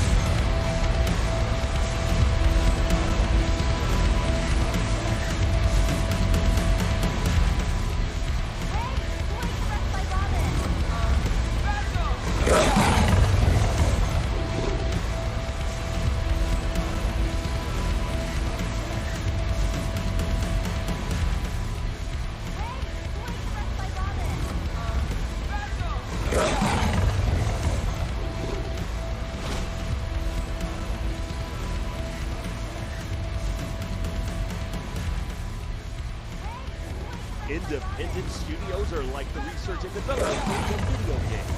The true frontier of interactive media.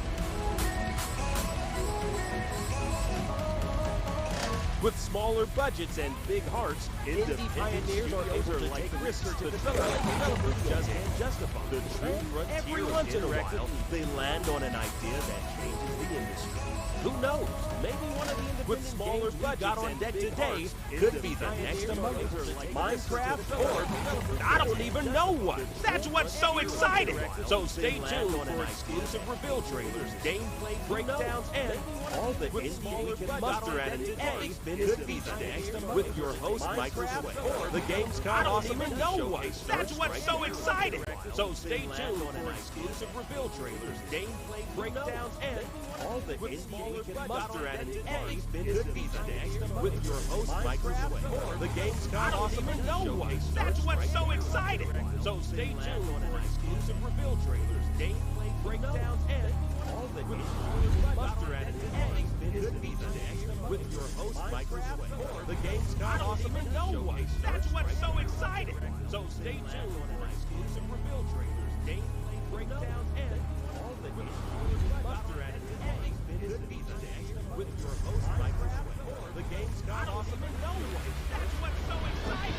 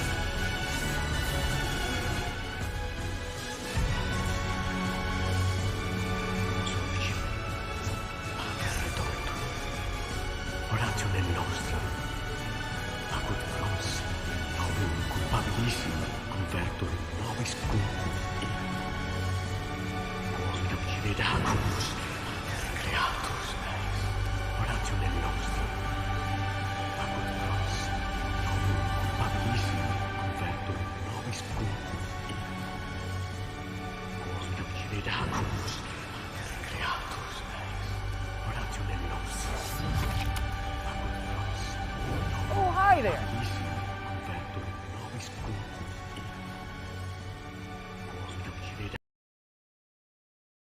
Michael Swain here on behalf of IGN and Gamescom's Awesome Indie Showcase. I'm standing here on historic Venice Beach, California with my new buddy, Kieran, who just saw the same world premiere trailer you did. So Kieran, in 30 seconds or less, what do you think Blasphemous Wounds of Eventide is all about? Not exactly sure. Pretty ambiguous from the trailer, but definitely some cool mythological narratives, cool animation style. Super excited for the demons that this woman defeats. I don't know. How do you think the game ends if you had to take a wild guess? I feel like that woman beats that demon up, or something like that. Cool mythological narratives, cool animation style. Let's get out of here. Super excited for the demons that this woman defeats. Welcome to Awesome Indie. We decided on Venice Beach because it's known for attracting different vibes all over the world. And that's exactly what indie gaming is all about. Remember, you can dive even deeper into many of our features at the Indie Arena booth. Check that out over at now.gamescom.global. Now, let's get wet. Yes, as surely as the waves crash into the shore, Gamescom has returned yet again for 2021 with tons of exciting reveals, announcements, developer interviews, and check that out over to catch up on anything you missed. Make sure to head to now.gamescom. Yes, as surely as you can even join the crash into the shore. Epic Gamescom rises yet again west. Keep gaming for me. plunge back to the dark ages over at now.gamescom.global/epics with an X. To stay abreast of everything coming out, check out a full Gamescom schedule over at IGN. Now, speaking of ocean, our next request is a sailing title and the follow-up to 2018's Far Gone Sail. Let's check it out! To stay abreast of everything coming out, check out a full Gamescom schedule over at IGN. Now, speaking of ocean, our next request is Hi, I'm Don Schmucke, co-founder of Locomotive, and today at Awesome Indies with IGN, we'll be exploring the gameplay design of Far Changing Tides, the next adventure in the Far universe. While most of the game takes place on the ship, I am Don Schmucke to get your feet wet at Locomotive, and today we're looking at how the furnace and engine play a key part in your exploration tides, the next adventure in the Far universe. While most of the game takes place on the ship, I am Don Schmucke to get your feet wet at Locomotive, and today we're looking at how the furnace and engine gameplay is built around learning new skills and abilities of the vessel, but the player will first get introduced to them in a puzzle area, something our fans will instantly recognize. We designed these puzzles to become gradually more complex over time, with new features and steps to completion as you unlock later and bigger upgrades. Gameplay is built around learning new skills and abilities of the vessel, but the player will first get introduced to them in a puzzle area, something our fans will instantly recognize. We designed these puzzles to become gradually more complex over time, with new features and steps to completion as you unlock later and bigger upgrades. In Lone Sails, we brought players outside of the land vehicle, the Locomotive, on a few occasions. With Changing Tides, we built a more complex, much larger ship with new features and we wanted puzzles to reflect that, while also teaching players the skills they need. In Lone Sails, we brought players outside of the land vehicle, the Locomotive, on a few occasions. When designing our puzzles, we always ask, what do we want the players to experience, and what do they have to learn? How can they have a strong connection and dependency to the ship abilities? In this area, the furnace gets introduced, which is one of the more complex features in the game, so we had to teach each mechanic separately until they finally come together to the trails. And what do they have to learn? How can they have a strong connection and dependency to the ship abilities? In this area, the furnace gets introduced, which is one of the more complex features in the game, so we had to teach each mechanic separately until they finally come together to the trails. And what do they have to learn? How can they have a strong connection and dependency to the ship abilities? In this area, the furnace gets introduced, which is one of the more complex features in the game, so we had to teach each mechanic separately until they finally come together to the trails. And what do they have to learn? How can they have a strong connection and dependency to the ship abilities? In this area, the furnace gets introduced, which is one of the more complex features in the game, so we had to teach each mechanic separately until they finally come together to the trails. And what do they have to learn? How can they have a strong connection and dependency to the ship abilities?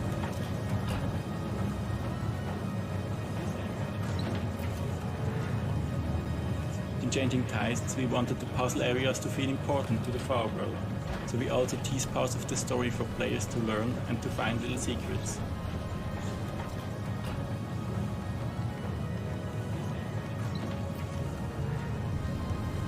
In Changing Tides, we wanted the puzzle areas to feel important to the Far world. This is just a small piece of a much larger experience to learn, a whole new part of the Far universe. We'll be revealing more exciting new things later today, so keep an eye out and we'll see you at launch in early 2022. We wanted the puzzle areas to feel important to the Far world. This is just a small piece of a much larger experience to learn, a whole new part of the Far universe. We'll be revealing more exciting new things later today, so keep an eye out and we'll see you at launch in early 2022. Where there's people, there's crime. Crime makes people lose their nerve. But all it takes is a couple tricks. Having your back against a wall, call Lottie. When things heat up, where there's people, keeps it cool. There's crime. If there's any way around, she'll find it. But all All it takes is one to dot the I's, cross the T's, and one swift motion against a wall. Call light. Things heat up, what results? Here's Gigi's girl. If there's any way around, she'll find you. All it takes is one to dot the I's, cross the T's, and say, swift motion against a wall. I got a guy for that, too. Things heat up, what results? You know what wise guys call him. If there's any way around, name, she'll find you. Al has his own style. One to dot the I's, cross the T's, and say, swift motion against a wall. A bit eccentric, got a guy for that, too. Yeah, but it's damn what wise guys call him. You get a little unhinged. Al has his own style, but it's nothing like it used to be. We licked him into shape. A bit eccentric, right again. Whenever someone asks me if a little crazy, but it's damn what the job's done, I say, you get a little unhinged. Al has his own style, but it's nothing like it used to be. We licked him into shape. A bit eccentric, right again. Whenever someone asks me if the computer job is damn what the job's done, odd one out, I say, it don't make any sense, right? But wrong. The thing is, when people look at it, they see just the kids. Aaron has someone unemployed, blending in with the crowd. Odd one out, I say, screaming for attention, worthy of none. But they don't see it all. Lives erased, just a couple of clicks. They see just the kids. She's what comes next. Blending in with the crowd. I clean her up. Screaming for attention. She operates high-tech stuff I can barely. They don't see it all. She operates high-tech stuff I can barely comprehend. Just a couple of clicks. All in all, maybe she's what comes next. That's what I do. I clean the murder scenes. She operates high-tech stuff I can barely. I've seen it before. She operates high-tech stuff like crime makes people just unnerved. All in all, unnerved people do stupid things. Stupid, that's what I do. Getting in trouble in murder scenes. That's where I got a mess you made. There are a few rules to make it or crime move without sound. Clean without emotion. Stupid things. Disappear without a trace. Stupid, that's what I do. Getting in trouble. Pace yourselves. Dance on the ends. There are a few rules to make sight out of mind. It's really that simple. Clean without emotion. I'm Bob Leader. I shall disappear without a trace. That's what I do. Pace yourselves. Dance on the ends. There are a few rules to make sight out of mind. It's really that simple. Clean without emotion. I'm Bob Leader. I shall disappear without a trace. Intelligence in this Pace yourselves. Dance on the ends. To spit on your creators and then what? Return to a failed colony remnants. I'm Bob Leader. I shall disappear. Preparing to engage. Spit on your creators and then what? Return to a failed colony remnants.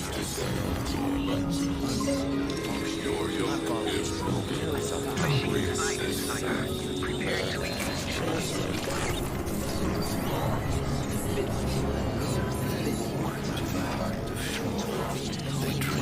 Blood to power their machines. People's cries in November. Blood alive. Blood for the gods. Blood to power their machines.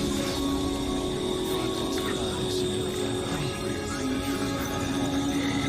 in November.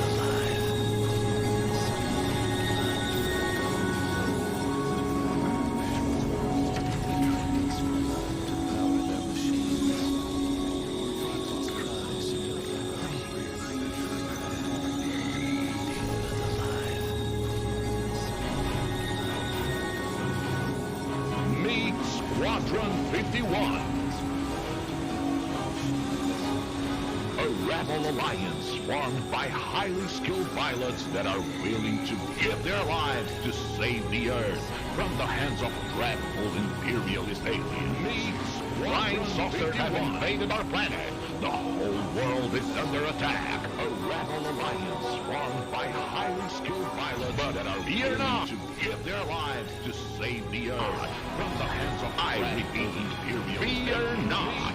Flying saucers have invaded our planet. The whole world is under attack. A rebel alliance formed by highly skilled pilots that are here now to give their lives to save. Please make way for Squadron 51. Fear not.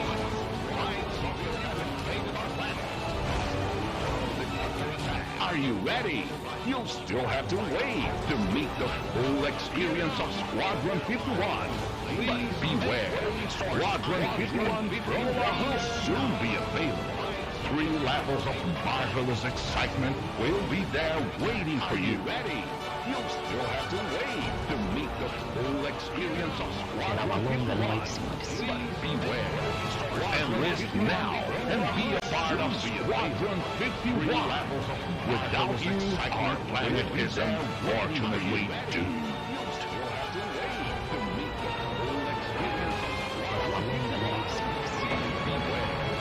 Enlist now and be a part of Squadron 51.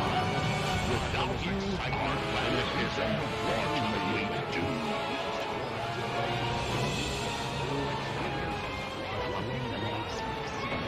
Wow, that was kind of like Cuphead flying levels meets all those UFO videos, but maybe just classic. Love it. Although, yeah, this UFO UAV stuff, sweet nonsense. Probably just a deflating weather balloon.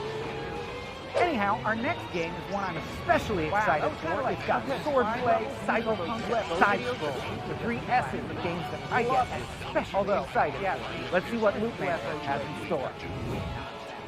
Probably just a deflating weather balloon. Anyhow, our next game is one I'm especially excited for. It's got swordplay, cyberpunk, side-scroll, the 3 S's of games that I get especially excited. Let's see what Loot Master has in store. You may not know me yet. Probably just a deflating weather balloon. I want to play a game. Anyhow, our next game is one I'm especially excited for. It's got swordplay, cyberpunk, side-scroll, the 3 S's of games that I get especially excited. Let's see what Loot Master has in store. Anyhow, our next game is one I'm especially excited for. It's got swordplay, cyberpunk, side-scroll, the 3 S's of games that I get especially excited. Let's see what Loot Master has in store.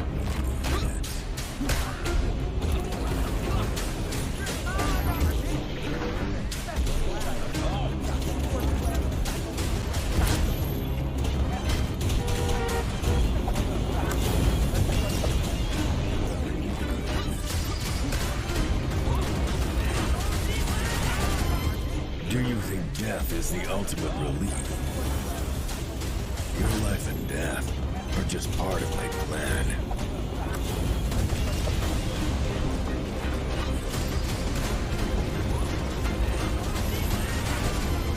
Do you think death is the ultimate relief?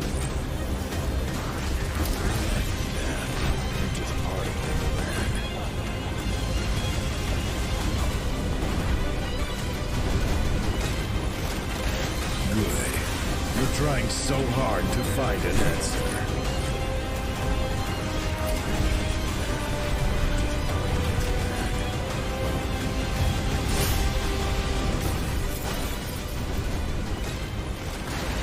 Good. You're trying so hard to find an answer. You see me.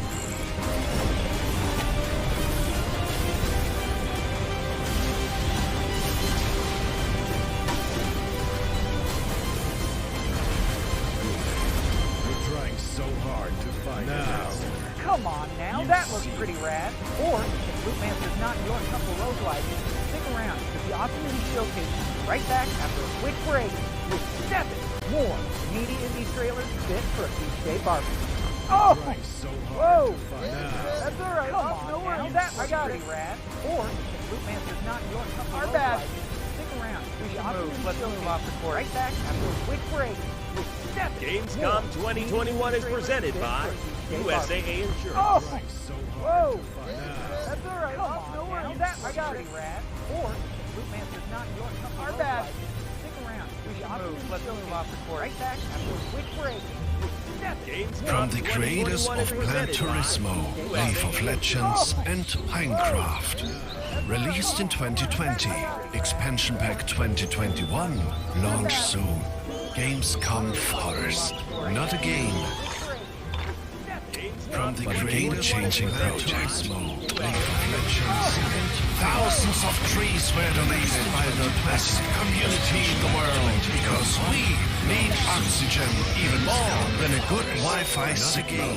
Save a bee, plant a tree. Game-changing projects. Let's grow.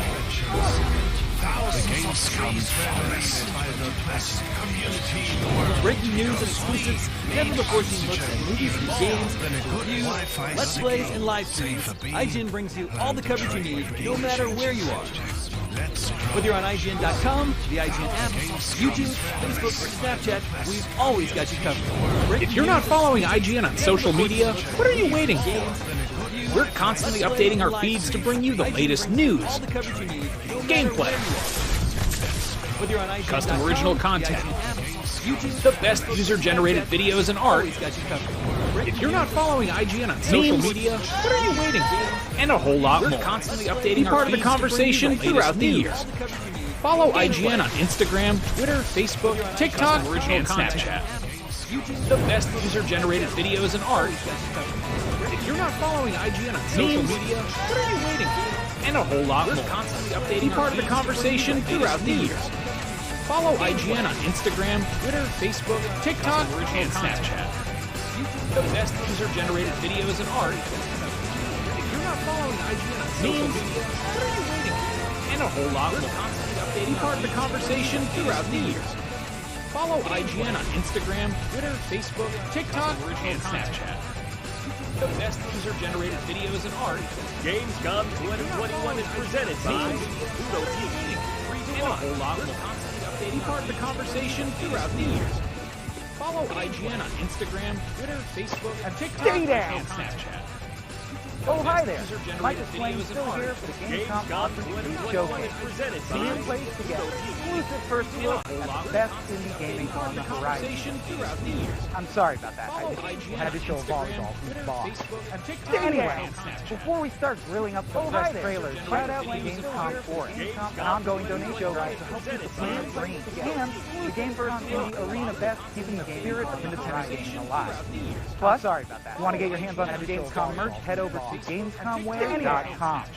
Remember, you can find out more about all this good stuff over at now.gamescom.global, where you can make the most of your Gamescom experience. Gamescom. Gamescom. Gamescom. You want to get your hands on Gamescom. Coming up next, our spooky block. 4 indie games designed to give you the heebies, if not, in fact, the GBs. Yes, it's true. Scary stuff. Not very beach day appropriate, I guess, but if you've ever been to Venice Beach in the middle of the night, you know what we're talking about. Coming up next, of lightlessness, let's kick the block off. 4 indie games designed to give you the heebies, if not, in fact, the GBs. Yes, it's true. Scary stuff. Not very beach day appropriate, I guess, but if you've ever been to Venice Beach in the middle of the night, you know what we're talking about. Coming up next, of lightlessness, let's kick the block off. 4 indie games designed to give you I believed they block. 4 indie games designed to give you the heebies, if not. But you took everything from me. So take my faith back.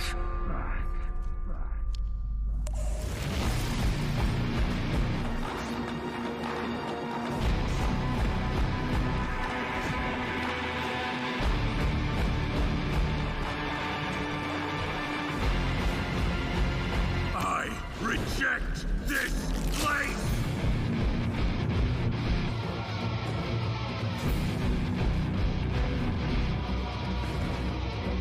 I reject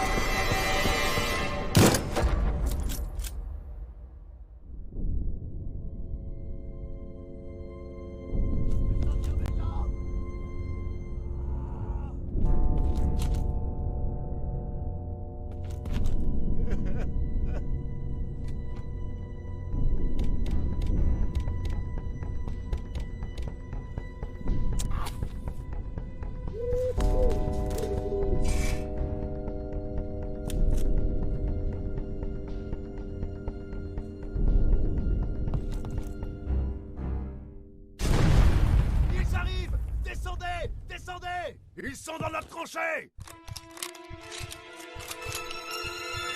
Soyez prêts!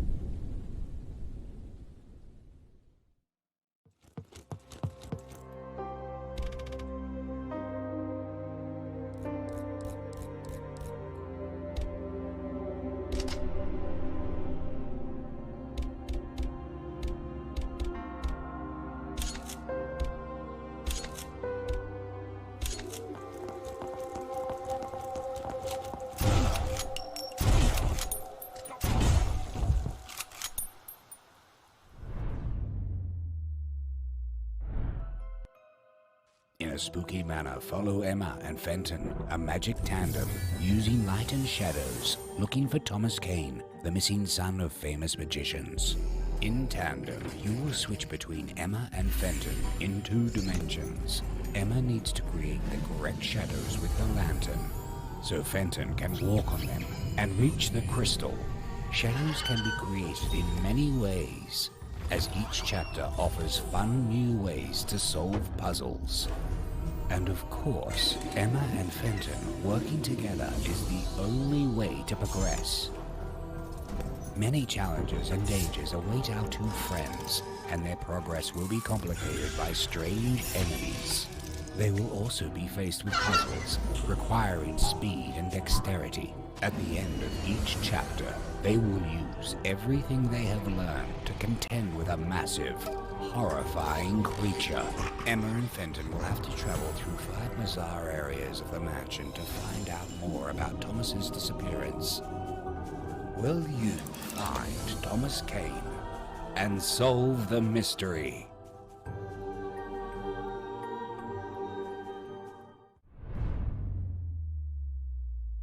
Oh, hi, I'm the developer, and my game, Terrorbane, is so perfect, you don't actually need to see it. So, this trailer is over. We're done here. Bye.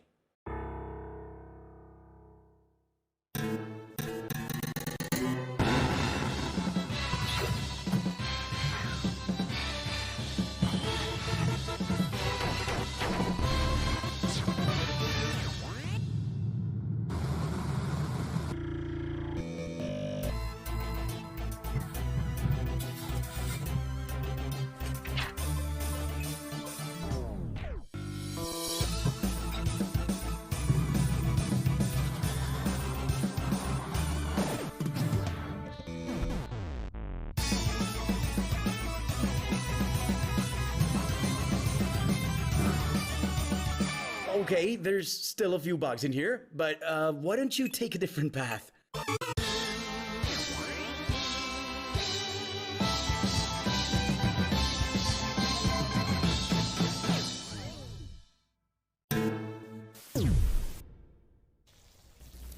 Don't worry, guys. I'll fix everything with the day 1 patch.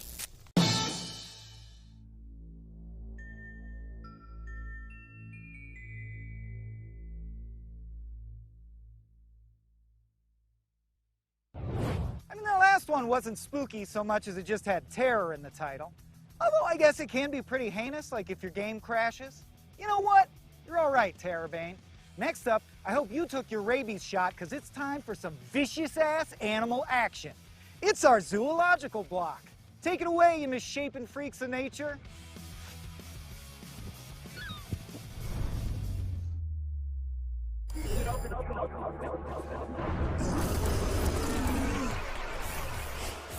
Everybody died, but the fun is still dodging the bullet hell, and he is ass-fished. You just died. How do you feel about it? This is the Crockpet Show. The champions are on their way to the arena.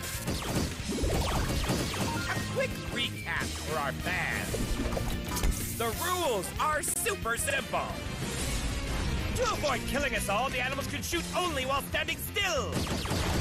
Victory is secondary to becoming famous. Gain likes to enter next episodes. In our show, we want the heroes to milk their popularity. Shoot, toot, and fight your dude. You are watching this live thanks to our great sponsors who provide many tools of destruction. In our show, we never jump the shark. Unless we need to revive a companion. In other words, sneak the sunrise past the rooster. Defeat bosses in all the seasons and become a legendary celebrity.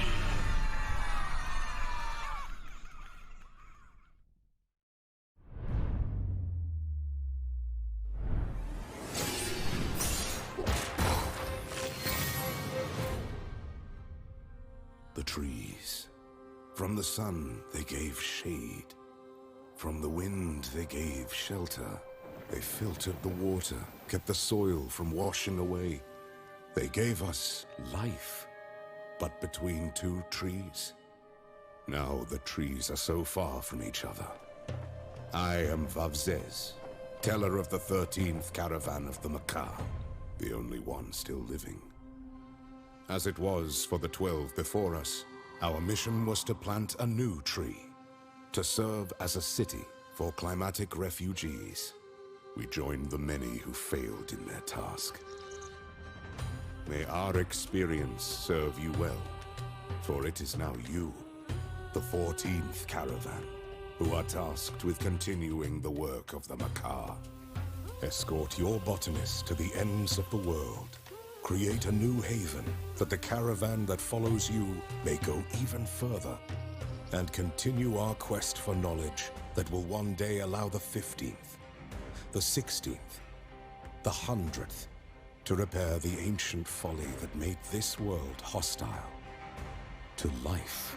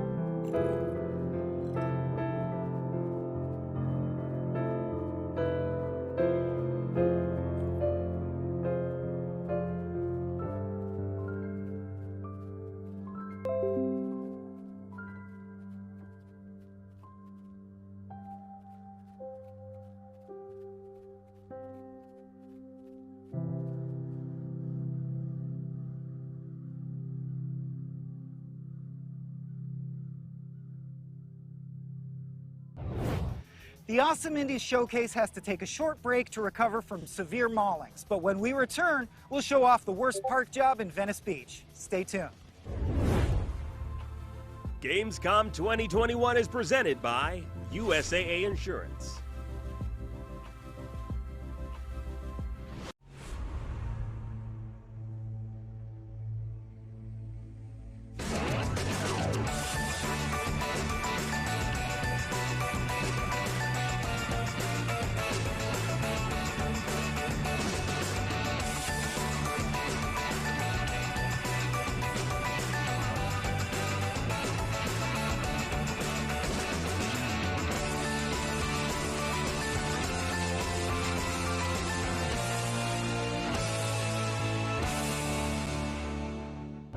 Breaking news and exclusives, never-before-seen looks at movies and games, to reviews, Let's Plays, and live streams, IGN brings you all the coverage you need, no matter where you are. Whether you're on IGN.com, the IGN app, YouTube, Facebook, or Snapchat, we've always got you covered.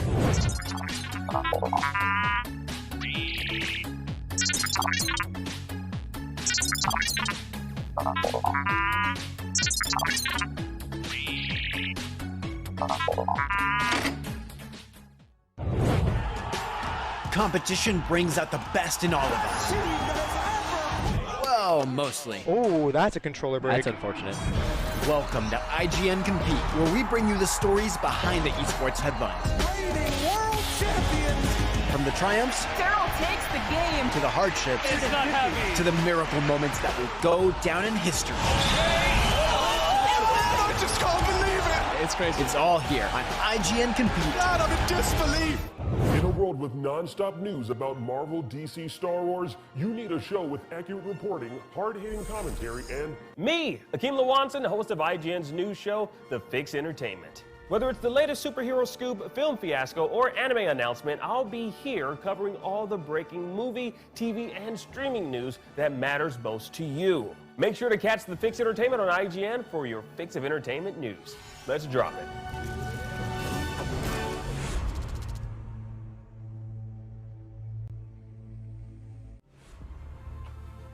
Gamescom 2021 is presented by Pluto TV, free to watch. Here we are. We're like sharks, but looking for poorly parked cars. My intrepid crew out here with me, walking the one rose lot at historic Venice Beach, looking for the worst parked car we can find. Now, ideally, we want to find cars, you know, the basics, flipped over, stacked on top of one another. Looks like this guy's over the line gratuitously. Oh, this Trekkie, that's true. Over the line in more directions than one. Get a circle around this guy. I think this is our winner. Can we see clearly past the line in more directions than one? If this car were bowling, it would score a 0.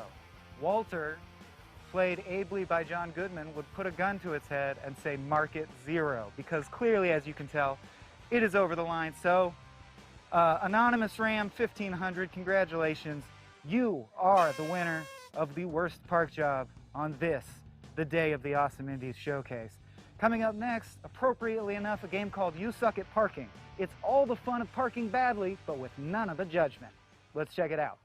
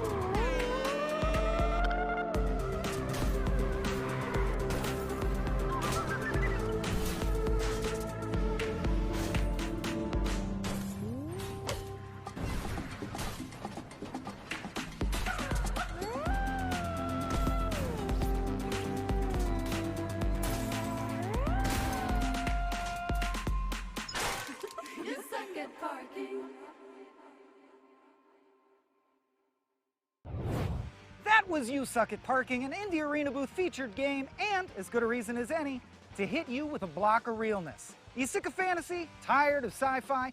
Here are 4 indie games that take place IRL and make no apologies about it. Let's get real with The Amazing American Circus, City Block Builder, Roots of Pacha, and Townscaper. Hard work. That's what America in the 19th century was all about. Poor farmers, tough men and women sweating in the factories to earn a better future. But from that sad melody emerged another song, the exotic music of the circus, bringing magic and excitement that lit the darkness of an everyday life. Once upon a time, during that marvelous era, a young drifter learned about the death of his good-for-nothing father. Soon, he also found out that he'd inherited from his old man 2 things, a rundown circus and a dream to make it great. He knew that the president was organizing a circus competition. Now that sounded like a place to be and an adventure worth a try. Soon, with the help of his uncle, the young ringmaster hired a troupe of exotic artists, illusionists, clowns, strongmen. He had to be ready for any type of audience, be it poor miners, scary bandits, or even whimsical elegant ladies, or ghosts, or Bigfoot. Just about anything that the U.S. of A. could offer. Even sharpshooting Buffalo Bill and Annie Oakley, or genius inventors like Henry Ford and Nikola Tesla. Everyone wanted to visit the circus. He had to cross the whole continent, all for the sake of getting to the East Coast on time for performing in front of President Roosevelt and his royal guest, Her Majesty Queen Victoria. All that to snatch from P.T. Barnum the title of the greatest showman on earth, and to win a gig across Europe. You know what? The lucky bastard did it. Or didn't he? After all, this is just a fairy tale, one that America is full of. So maybe you should try to find out for yourself what really happened in that story. In the story of The Amazing American Circus.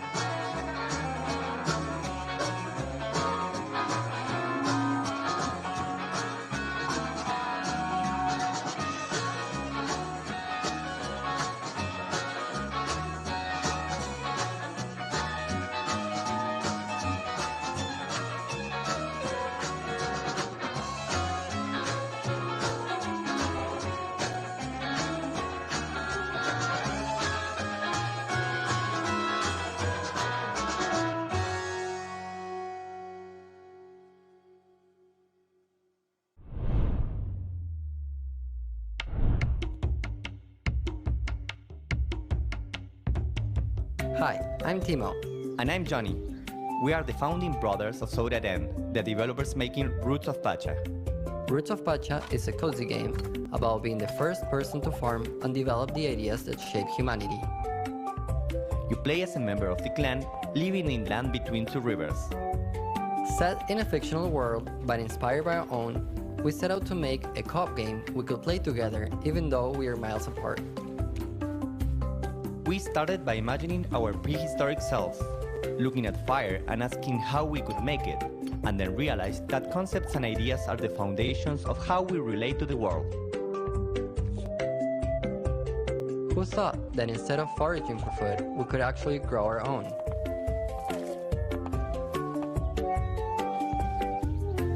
How did we go from just hunting animals to sharing our homes with them? Every new material we found sparked ideas that turned into better tools. We found ourselves with a surplus of food, so we created new ways to process and store it for the colder seasons. Our villages grew because we worked together, and as we cooperated, we began to reach heights that never seemed possible before. Our lives became enriched with music and the stories we passed down through generations. And we reached a point where we could create, not just for survival, but to live to our fullest. Roots of Pacha asked what it means to be an early human, and how our choices brought us to where we are today.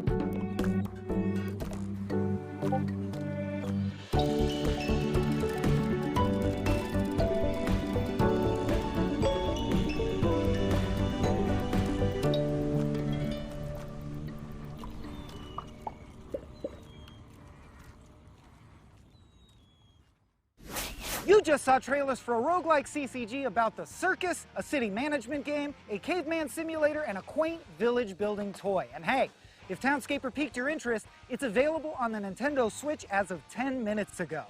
Nice. Coming up, in case your taste is a bit more fantastical, we've got a whole mess of wacky sci-fi robot games right after the break, so stick around. It's gonna be Robot-tacular.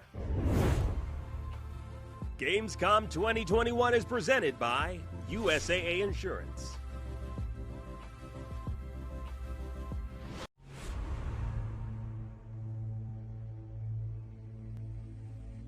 Not only is IGN the world's biggest media brand for games and entertainment, but we also have a team of some of the world's biggest fans of your favorite franchises.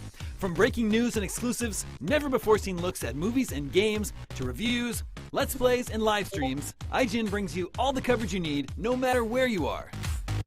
Whether you're on IGN.com, the IGN app, YouTube, Facebook, or Snapchat, we've always got you covered.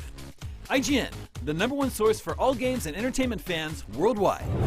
Everybody loves watching a speedrun of their favorite game, but what if you got a chance to peek into the mind of the developers behind those games as they watch their hard work get completely destroyed right in front of them? What is happening right now? That's exactly what happens on every episode of Devs React to Speedruns. We invite you to ride along with the developers as they watch, react, and enjoy some of the craziest gameplay by the most skilled speedrunners on the planet.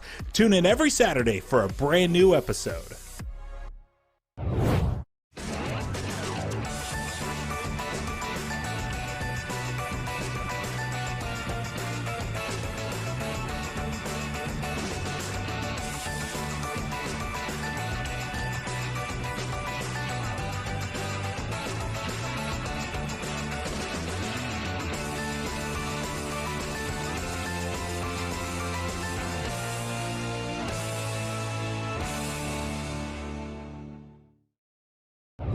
In a world with non-stop news about Marvel, DC, Star Wars, you need a show with accurate reporting, hard-hitting commentary, and me, Akeem Lawanson, host of IGN's news show, The Fix Entertainment. Whether it's the latest superhero scoop, film fiasco, or anime announcement, I'll be here covering all the breaking movie, TV, and streaming news that matters most to you. Make sure to catch The Fix Entertainment on IGN for your fix of entertainment news.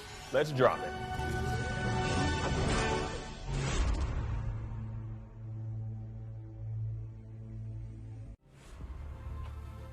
Gamescom 2021 is presented by Pluto TV, free to watch.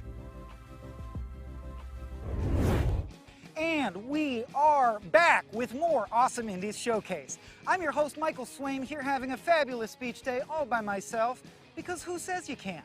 Remember, you can check out a full Gamescom schedule at IGN.com or catch up on anything you miss over at now.gamescom.global. Gamescom is powered by gamers, so jump in and let's get going. Speaking of global, wow, that's kind of a stretch. Everyone in the world loves robots. Doing the robot, talking like a robot, navigating your robot through an ever-changing slalom of enemies and traps. So let's take a peek at 4 indies with a taste for steel. God damn it! Son of a... Why does this keep happening? Yeah, I got it. Hi, Chris from the 30XX team here. This is Fires of Industry, the first 30XX major update. It has a brand new level type, a host of new friends to help you conquer it, and much more. The Forgotten Factory, Dustria, is a playground for high-speed kinetic action. Use springs to bounce along wild paths not possible in other levels, then turn the tide of battle by smashing explosives into nearby foes. Tired of aiming? Try Nina's new Jagged Bolt, which bends in midair and adds homing capabilities to her other powers. Master Ace's devastating Ryusei Ground Smash to pulverize foes in style. You don't have to face Dustria's new challenges alone. Fires of Industry adds repros to 30XX, floating friends you can find that'll help out in battle and open up fresh new build options. Little Hoot here charges up a tornado attack whenever you yourself use a power, and Reboot juices up as you defend against attacks, building into a devastating laser. Find them all and see how they can help you out. This is 30XX's first major content update, but we've been hard at work on the game since its early access launched 6 months ago. In that time, we've more than tripled the number of items and weapons to get equipped with in each run, added wild prototype bogs that flip the run on its head, added daily challenges so you can test your mettle against 30XX's best, and greatly improved online play stability. Of course, there's still so much more to come. 30XX's Fires of Industry update is available now on Steam Early Access. Beginning final tests before launch. Movement functionality works fine. Great. Initiating time transfer. Time transfer complete. Successfully arrived in 1995. Local time, 10 a.m. We did it. Movement functionality is damaged. Need to find and reattach the missing wheels as soon as possible. The house is in an awful condition. It looks deserted. I wonder what could have happened. You, little one, have a very important job to do. I'm counting on you.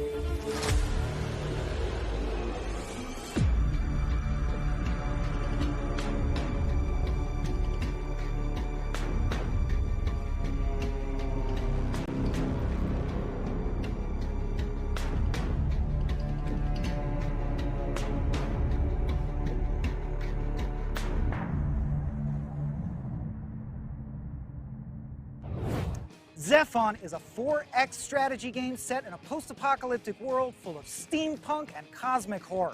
Our next game is not. In fact, it's been under wraps for a while now, so I only know it as Project Ricky. Could it be a Ricky Gervais simulator? A game about mixing the perfect lime Ricky? I don't know. All I know for sure is, basketballs now? That's it, I'm walking. We're moving, it's a company move, people. That means you grab your shit and you walk with me.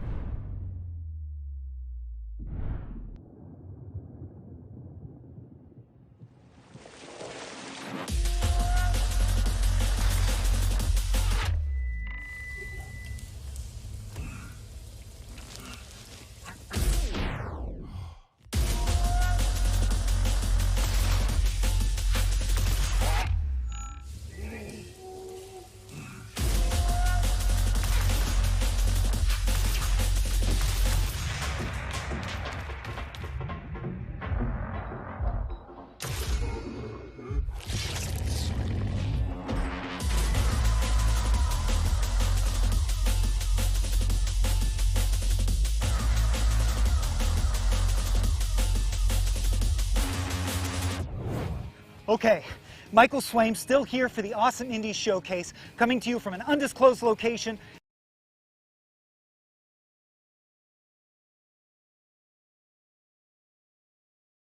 Far from any balls or other beach-related hazards. What was that? Oh no. All right, we're good. It's just a bird. Anyway, you just saw the world premiere trailer for Abyssus, a brand new FPS, and now we're going to check out some indies set in medieval times, before volleyball or basketball were even invented. Must be nice. Let's take a closer look at the Serpent Rogue, Arcadian Atlas, and Evil.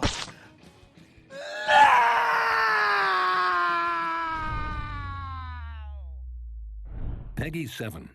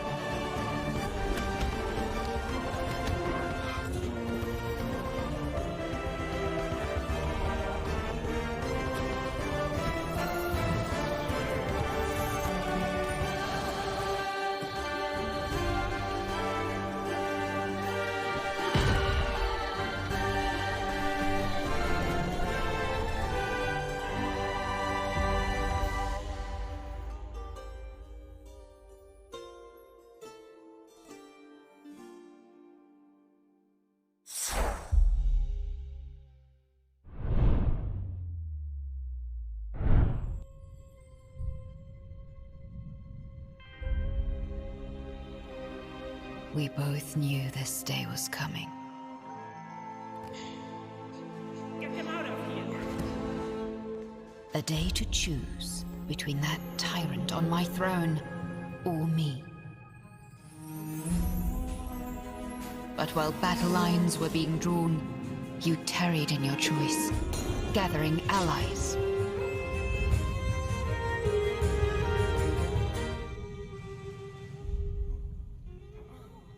So it seems I must make the choice for you.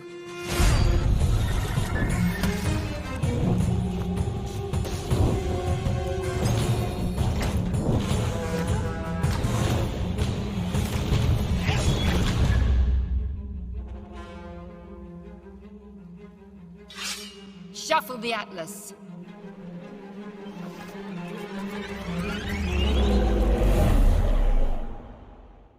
I'll give you war.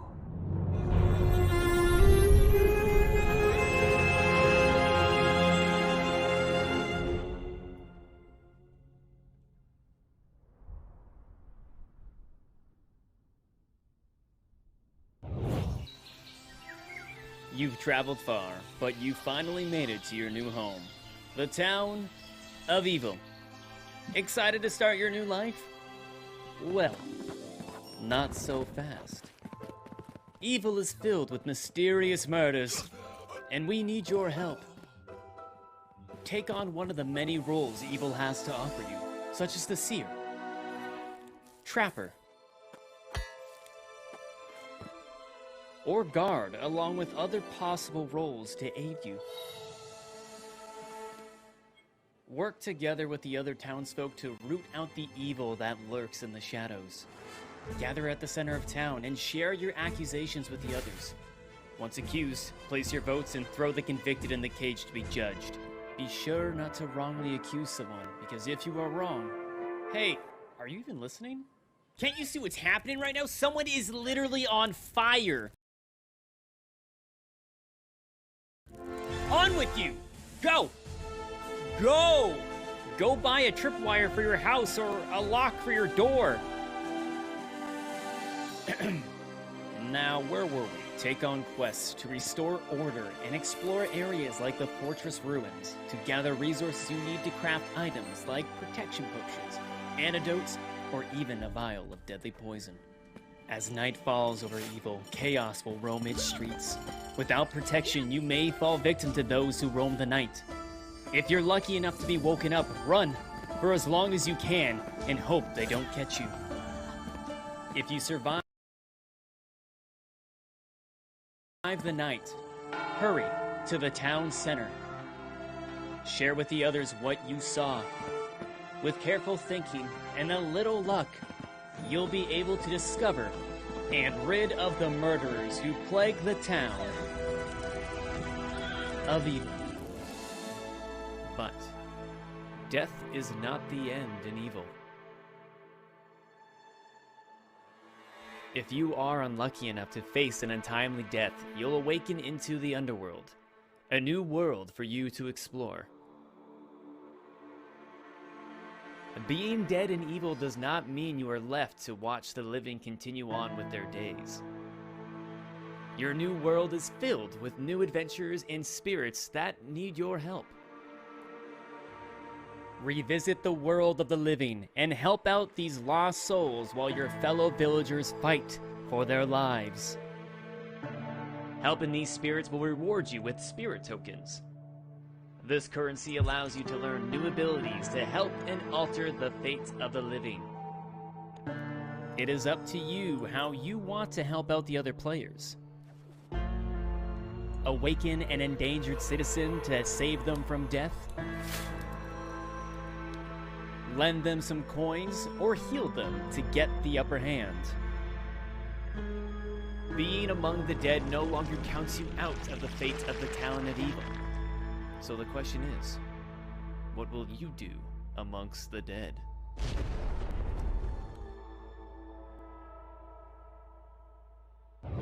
Coming up next on Awesome Indies, 10 more big trailers for our grand finale, plus even more Gamescom coverage on Gamescom Studio after that. Hope you'll join us. Heads up! I hate Venice Beach. Gamescom 2021 is presented by USAA Insurance.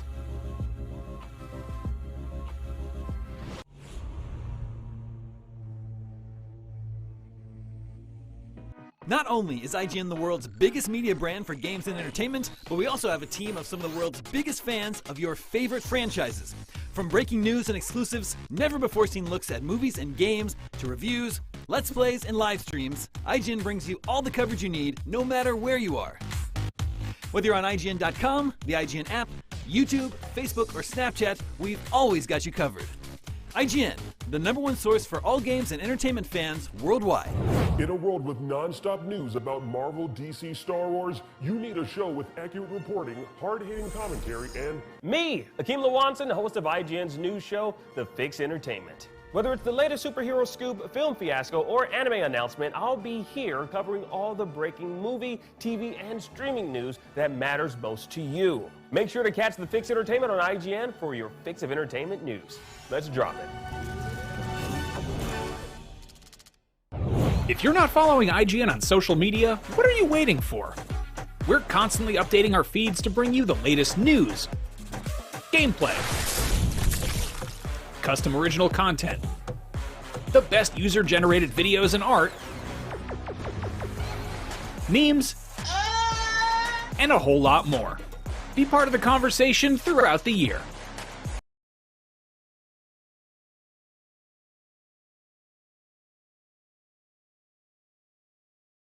Follow IGN on Instagram, Twitter, Facebook, TikTok, and Snapchat.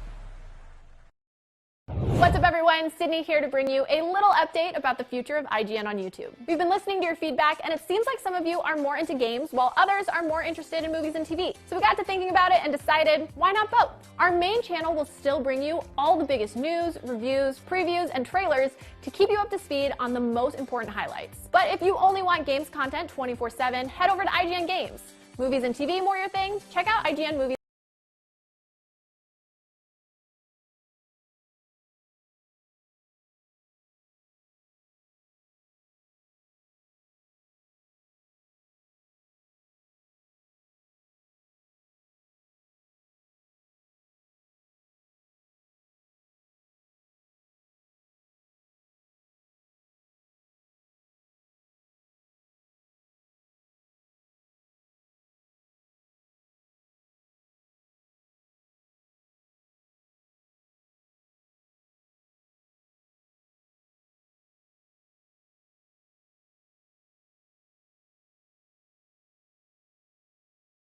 Follow Gamescom on social media. Next up, 3 indie trailers that could not be more unique. We'll start things off with Dice Legacy, a game about building up a quaint village in a ring world using dice rolls. Okay. Fate brought us here, stranded on this unknown continent. Fate conspired against us. But together, we built a settlement. We ventured into the unknown. We gathered knowledge. We established a society. We survived harsh winters and resisted the onslaught of a mysterious population. We conducted experiments, and we made sacrifices in an attempt to escape our fate.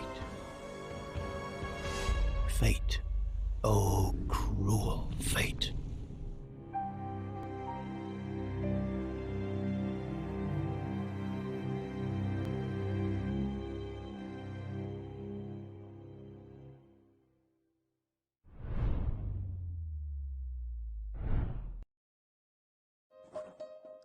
Welcome to the first day of your exciting career at United Corporations. You'll collaborate synergistically in a team of 3 to meet company objectives. Teamwork and strategy are key. Teamwork. Utilize bleeding-edge drone technology to assist co-workers and identify competitors. Drones. You'll learn to disrupt, circle back, employ cloud-based solutions, and take discussions offline. We're not a faceless corporation. Just ask one of our thousands of HR executives. HR. Your future is bright at United Corporations. Lorem ipsum dolor. That's Latin.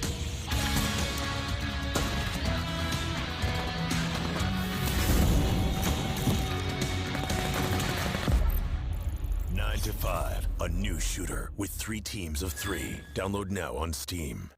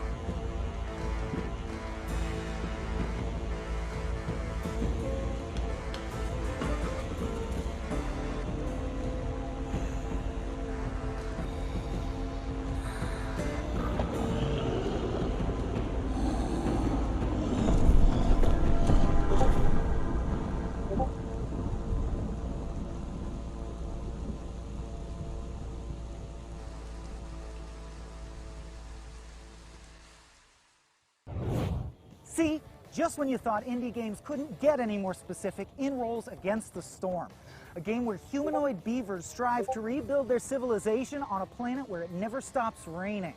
Huh, what do they think of next? I am agog.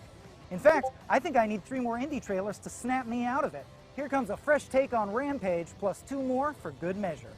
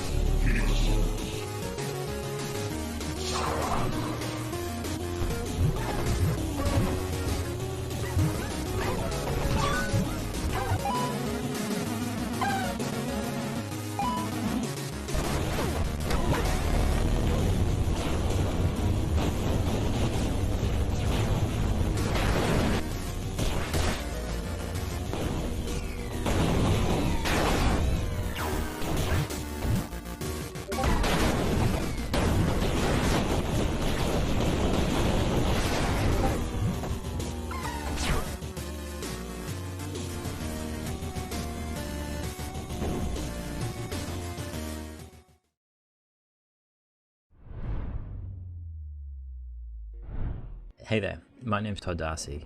I'm the solo developer at Stutterfox Studios, and for the past 3 years I've been working on a game called Falling Frontier. It's a sci-fi strategy game that just mixes the close action of naval combat as well as the grand scale of building throughout a star system. It focuses heavily on line of sight mechanics and really visceral combat systems that are layered upon each other. So you'll see projectiles bouncing off of ships, penetrating the whole way through, oxygen venting out the other side. You'll see crew trying to get out, and you'll see these really large explosions, and the ships just get torn apart by physics and they go everywhere. It's fantastic to watch. There's a whole bunch of celestial bodies and a whole range of other places to explore, like a nebula. Ships travel faster than light. They have to jump between points and they consume fuel. Crew have to eat, so they consume food, and of course ships spend munitions whenever they fire. So there's all of these logistical considerations to actually think about when you're actually playing the game. So it's got a lot of the classic things that you would find in a normal RTS, like base building, but it also borrows different elements from the 4X genre, such as ship design, and you can actually come into this ship editor and you can change the different types of weapons that you put on a ship. These all get unlocked via research, and you can just have these custom configurations to just really suit your actual purposes for your flotillas. Further to that, you've also got ship internals as well. So every ship has a bridge, crew quarters, jump drive, engine, stuff like that, and again you can unlock different components and apply these to every ship just to have a really unique customized flotilla. But you can also add special abilities like the ability to lay a minefield, or perhaps attach a ship to maybe the underside of an asteroid so it can lay in wait and perhaps do a bit of an ambush or perhaps do a bit of recon. There's really a whole bunch of different options, and it's just really exciting just to have all of these things jammed into sort of an old school RTS. As well, you've got crew, so you've got both enlisted and also command crew. So command crew are really important. They are physical objects on the actual ships. So they can be killed, injured, and they can also be upgraded too, so they can learn perks and skills that will enhance the ships. And here we've got a ship just jumping into the combat area. As mentioned previously, they are physicalized objects, so they're going to push through different asteroids. Projectiles will bounce off of space stations and ships. Some will penetrate through and cause internal damage.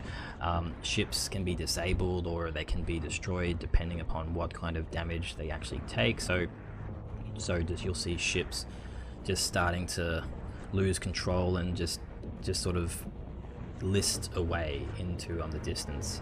You'll see crew trying to actually just escape, which can be captured if it's an enemy crew, or they can be rescued if they're friendly crew. In the event that you capture crew, then they can be interrogated, and perhaps you can find out some different bits of information about your opponent's ship movements, or perhaps their actual installations. So we can see this space station that's just been destroyed. You need a classic blue light for a big explosion. It's almost a requirement for a science fiction. And you just see this hulking mass just on fire with smoke and flames going everywhere. So yeah, that just kind of sums up what Falling Frontier is, just this visceral space combat experience. Thank you for taking the time to check this out, and yeah, just look forward to seeing you in game. Thank you so much. Hello Gamescom, my name is Michał and I'm the communication manager for Timberborn, which is a post-apocalyptic city builder full of beavers. Timberborn is set on Earth, where humans are gone but beavers are not. The world alternates between wet and dry seasons, and the beavers use their engineering skills to survive the deadly drought.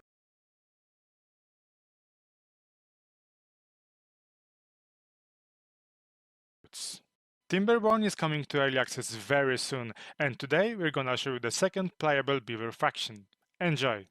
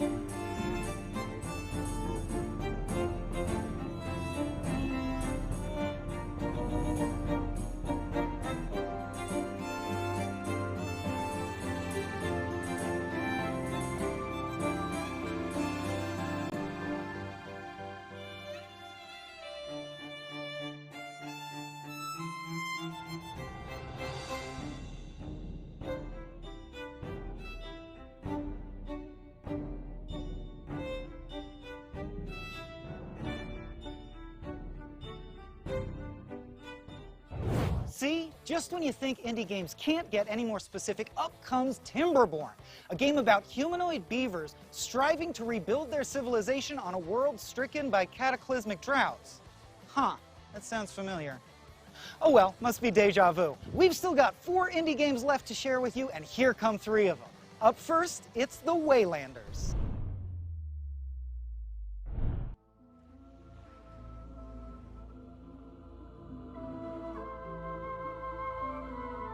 Stepping across 1,000 years takes only a moment.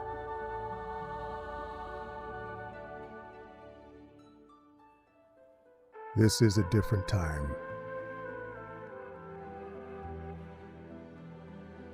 Filled with castles and high stone walls. With great temples in honor of a god you do not know. And heresy is swiftly punished.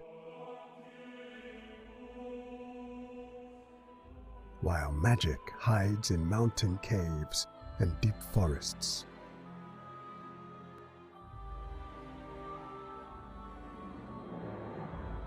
Away from mortal eyes. Where will you go, Torchbearer, to continue your story?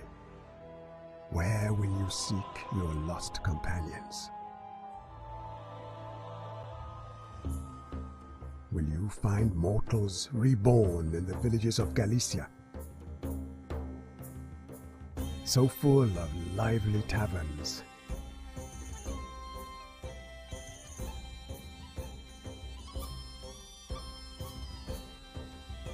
and boisterous brothels.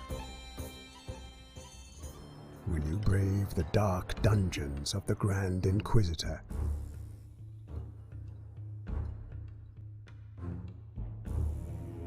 Where imprisoned immortals are caged.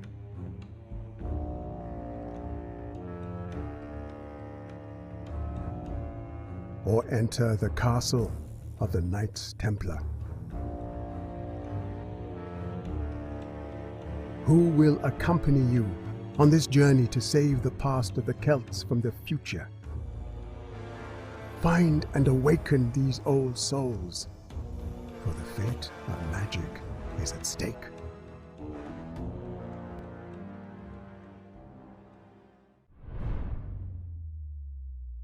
Welcome to Endlight. Thanks, IGN. Endlight.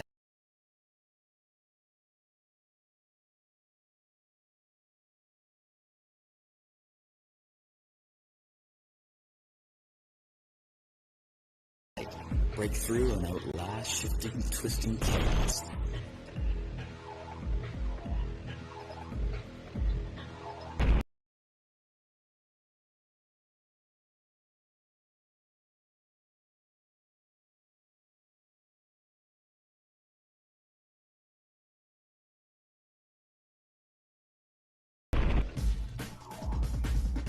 All you need to do is get 5 hoops. Release.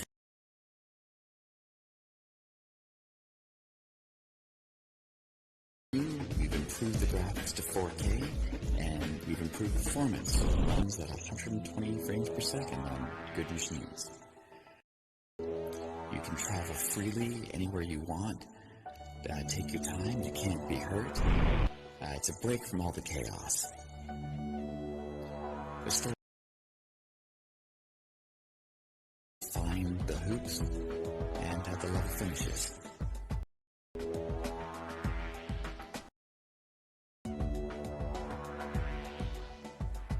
Can get a little bit psychedelic on some of the levels.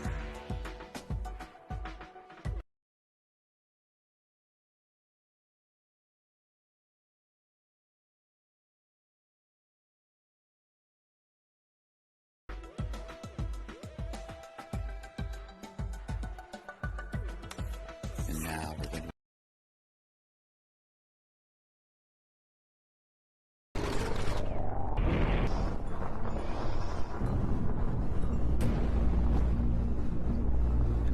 to just showcase some reality that's just fun.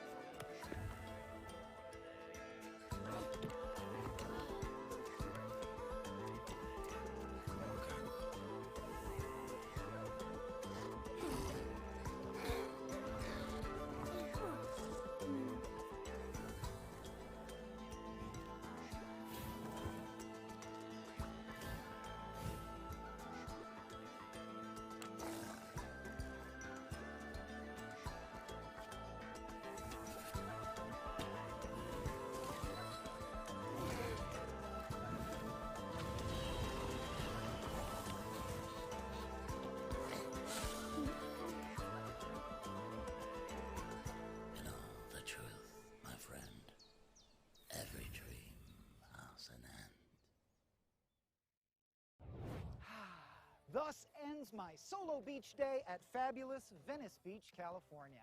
I can't say I made many friends, and in fact I killed one seagull in a blind rage, but we got to share a bunch of cool new indie games with you, so I still feel pretty good about it.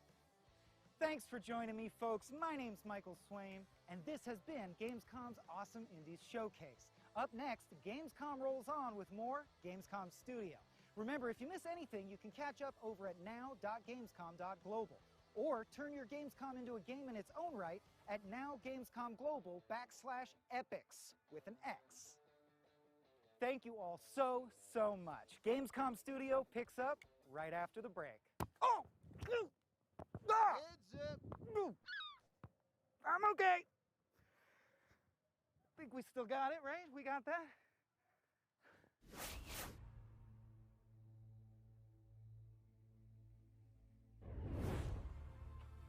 Gamescom 2021 is presented by USAA Insurance.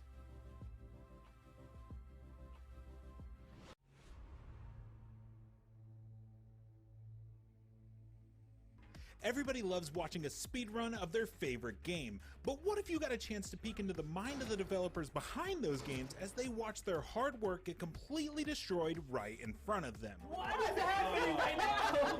That's exactly what happens on every episode of Devs React to Speedruns. We invite you to ride along with the developers as they watch, react, and enjoy some of the craziest gameplay by the most skilled speedrunners on the planet. Tune in every Saturday for a brand new episode.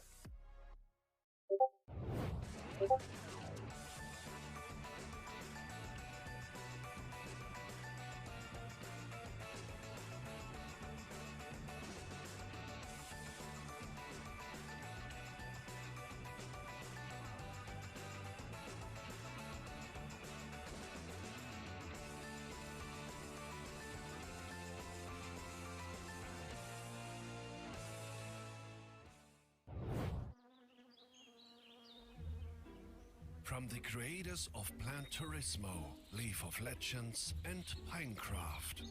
Released in 2020, Expansion Pack 2021, launch soon. Gamescom Forest. Not a game, but a game-changing project. Thousands of trees were donated by the best community in the world because we need oxygen even more than a good Wi-Fi signal. Save a bee, plant a tree. Let's grow. The Gamescom Forest. From breaking news and exclusives, never-before-seen looks at movies and games, to reviews, Let's Plays, and live streams, IGN brings you all the coverage you need, no matter where you are. Whether you're on IGN.com, the IGN app, YouTube, Facebook, or Snapchat, we've always got you covered.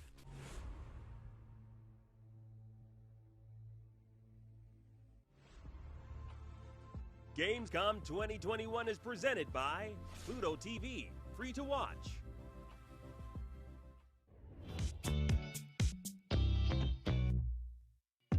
Hello, my name's Joe Screbbles. I'm executive editor of news at IGN, and one of my favorite things about Gamescom is the Indie Village. One of my favorite things about any show is being able to just walk around and find something new. This is why physical events are so exciting to me. And Gamescom has traditionally had the Indie Village that's just stuffed with games you wouldn't see anywhere else, and you're seeing all of it sight unseen for the first time, usually with the developer right next to you. So a few years ago, we ended up heading to the Indie Village when we had an hour free in our schedule and playing just a bunch of really strange, unexpected games, and some of which were massively impressive. I remember playing Keyboard Sports, which was a game about controlling a character doing sort of sporty challenges, but you controlled it with literally every key on the keyboard, which was just hilarious. Like, I've never seen that before or since. And another game called Semblance, which I believe was a South African studio, and they made this platformer where you got around not by using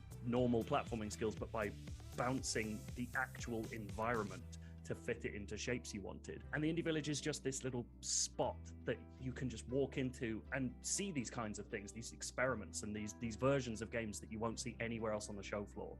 And you might come away with something that you never knew you were going to be this excited about. And I think that's just a super valuable thing.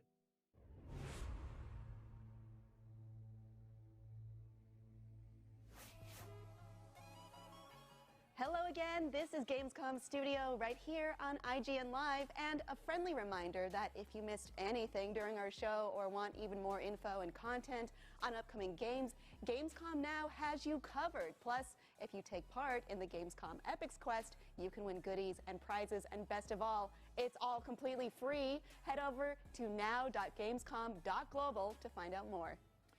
There's still a ton of great stuff coming up, like an exclusive first look at the anime-inspired hack-and-slash Solstice, and a deep dive on Age of Empires 4, plus a very special episode of Next Gen Console Watch. But right now, because you've all been so well behaved, we have another block of trailers. Look, I gotta level with you. We were gonna show them anyway, no matter how well you behaved, so go nuts out there.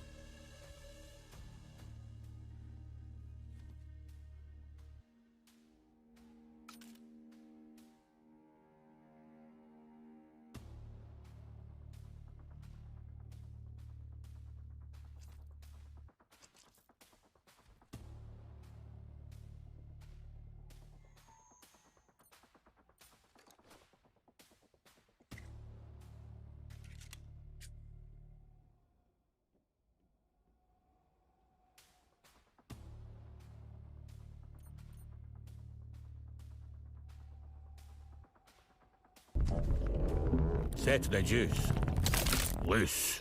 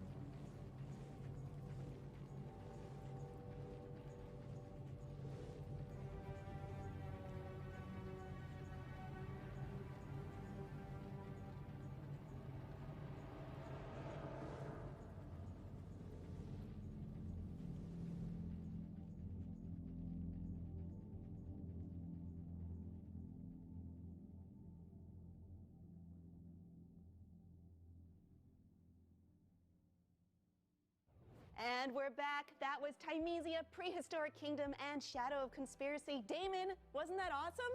Indeed it was, Kim. Some great reveals there. In fact, we're now very tired from all the high energy excitement around here. So we're going to take a very short break. We'll be back with another being on Gamescom award fire. and much more Gamescom Studio right here on IGN after this.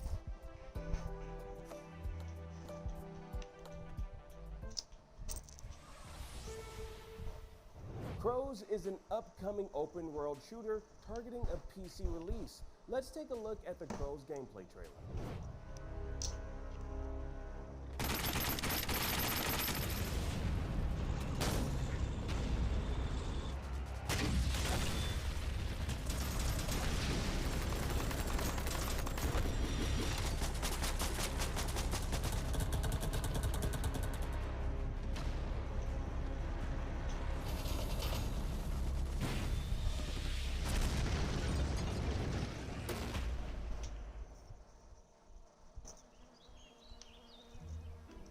From the creators of Plan Turismo, League of Legends, and Pinecraft.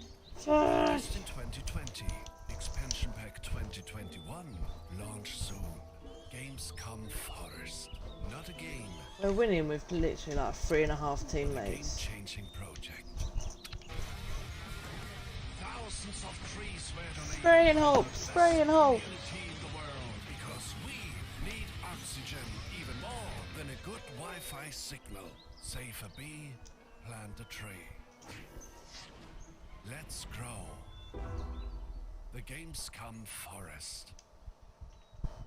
Welcome back to Gamescom Studio. Gamescom has an initiative this year that may sound unexpected, but in reality, it makes a lot of sense for what the show is about. Here to tell us more about Gamescom Forest is head of Gamescom, Christian Bauer. Welcome, Christian. Why did Gamescom decide to support a reforestation project? Well, Gamescom and gaming is much more to many people than just a hobby. It's a way of life. And as such, we believe that it's important that we also concern ourselves with topics that are relevant to a larger I just guessed that they were there. Saving the environment and saving the climate is super important to the gamers out there and also to the games companies. Hence, we wanted to make an impact, something that we could do together with the community. And why did you decide on a reforestation project in particular? Gamescom's home is in Germany, as you know. And Germany used to be a country covered in forests. Now, many of those huge forests have been broken up in little chunks with large gaps in between. Our aim is to fill in those gaps, to create larger connected parts of forest, to create a livelier space for the little critters and creatures to thrive in there. The forests worldwide are under stress, as you know. There's wildfires, there is drought, and we believe that we can do something to help our forests, and that's why we are doing the Gamescom Forest. All right, well, you are in charge of Gamescom at Game, the German Video Games Association. Your organization has been engaged with saving the environment and climate for some time. Could you tell us some more? Yeah, we are very proud that we as a team are completely carbon neutral. And also for this year's Gamescom, we published a guide with a lot of best practice examples that can help games companies to become more sustainable. We're also supporting the Green Gaming Summit, which is going to take place in October. It is part of the UN Climate Conference COP26, and we are associate members of the Playing for the Planet Alliance, which is an initiative by the United Nations, in which the games industry is taking responsibility and action to preserve the environment. All right, that sounds great. But what can we do personally to follow in those footsteps? Well, everybody can do a lot by doing a little. I, for example, with my family, we decided to calculate our carbon footprint. There's many calculators out there on the internet where you can actually find out how much carbon you produce a year. Then in the next step, we figured out how to reduce our carbon footprint. For example, we decided to buy a new fridge that is more energy efficient. We decided to, sell the car and focus on bicycles because we live in a large city, so that's possible for us.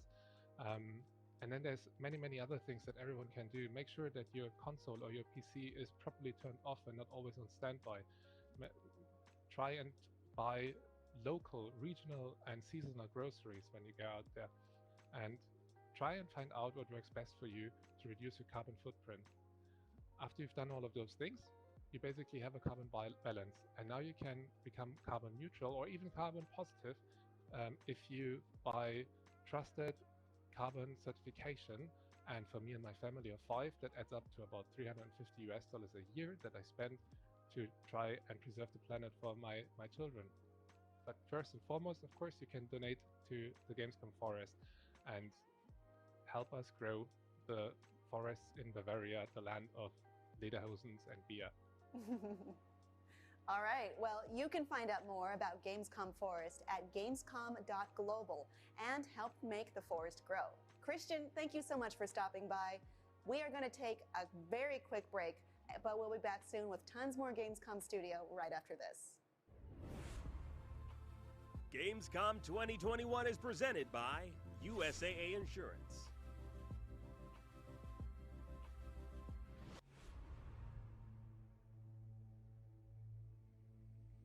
From breaking news and exclusives, never-before-seen looks at movies and games, to reviews, Let's Plays, and live streams, IGN brings you all the coverage you need, no matter where you are.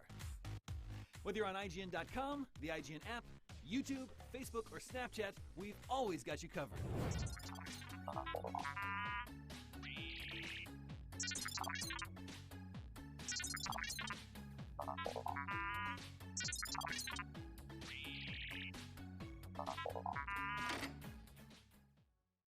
In a world with non-stop news about Marvel, DC, Star Wars, you need a show with accurate reporting, hard-hitting commentary, and Me, Akeem Lawanson, host of IGN's news show, The Fix Entertainment. Whether it's the latest superhero scoop, film fiasco, or anime announcement, I'll be here covering all the breaking movie, TV, and streaming news that matters most to you.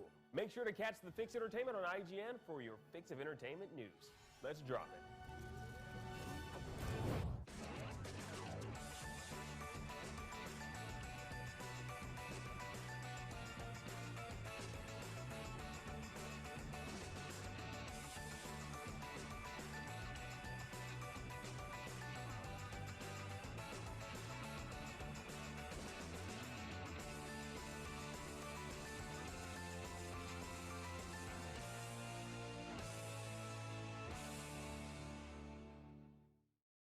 What's up, everyone? Sydney here to bring you a little update about the future of IGN on YouTube. We've been listening to your feedback, and it seems like some of you are more into games, while others are more interested in movies and TV. So we got to thinking about it and decided, why not both? Our main channel will still bring you all the biggest news, reviews, previews, and trailers to keep you up to speed on the most important highlights. But if you only want games content 24/7, head over to IGN Games.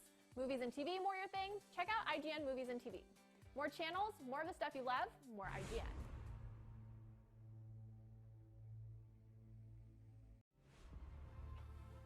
Gamescom 2021 is presented by Pluto TV, free to watch. It's been another big year for gaming, and Gamescom is proud to present the Gamescom Awards for 2021. Here are the nominees for Best Family Game. Just Dance 2022 from Ubisoft. Run Prop Run from Play Together Studio. Super Dungeon Maker from Roca Play. And the winner for Best Family Game is Super Dungeon Maker from Roca Play. If you're looking for a unique take on the classic dungeon crawler, Super Dungeon Maker's Zelda-inspired action is the perfect fit. With intuitive tools and an adorable aesthetic, it gives players the ability to design and discover dungeons for themselves, complete with puzzles, traps, and enemies. It's no wonder Super Dungeon Maker is bringing families together to craft, trade, and defeat dungeons of their very own. To accept the award, here's more from the team behind Super Dungeon Maker. Hey everyone, I'm Linda. And I'm Julian, and we are the founders of Firechick. I gotta admit, we were very surprised, yet all the more happy to receive this awesome Gamescom award for our studio's first game, Super Dungeon Maker. Making games that are fun to play both for children and adults alike has been our focus for a long time, so we feel all the more honored to be chosen as the best family game. We want to thank our awesome publisher Rocaplay, who has given us the opportunity to make our game idea a reality. As well as our family and friends, who had never had a doubt in us making our very own games. And last but not least, our awesome community, who helps us with feedback, great ideas, and just good vibes to help make Super Dungeon Maker the best game we can.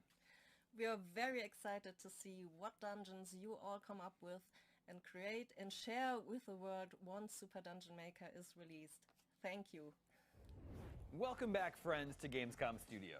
Hey, you know what's nuts? There is a whole trilogy of Jumanji movies. Well, technically, there's a whole Jumanji multiverse if you count Zathura, since they're both based on picture books by Chris von Allsburg, where cursed board games terrorize children. Yeah, he also wrote The Polar Express, so this multiverse also includes that movie where computer-animated Tom Hanks terrorizes computer-animated children on a train and also gives them hot cocoa. Well, Damon, the Jumanji multiverse is about to get even bigger and terrorize even more children in the form of a brand new game. Let's take a look.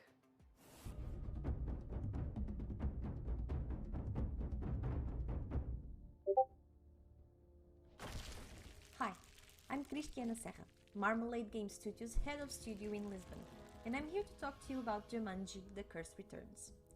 So in making this game, we have created a mashup of a board game plus a co-op adventure, and we're pretty sure you haven't played anything like it before.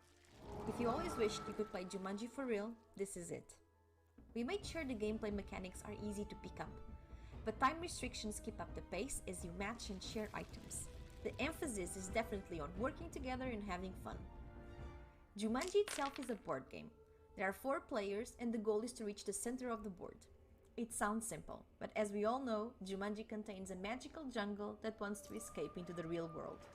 If you make it to the jewel in the middle of the board, the entire jungle and creatures brought with it will be sucked back into the game. So Jumanji is literally fighting to stop you from reaching the finish. Every time you roll the dice, a riddle appears in a jewel, and each riddle reveals a clue as to what challenge you'll face next. In the 1995 movie, all kinds of crazy creatures come out of the board. We're talking giant bats and mosquitoes, a lion, right the way through to a whole stampede. The gameplay itself is straightforward fun that requires speed and cooperation in order to win each round.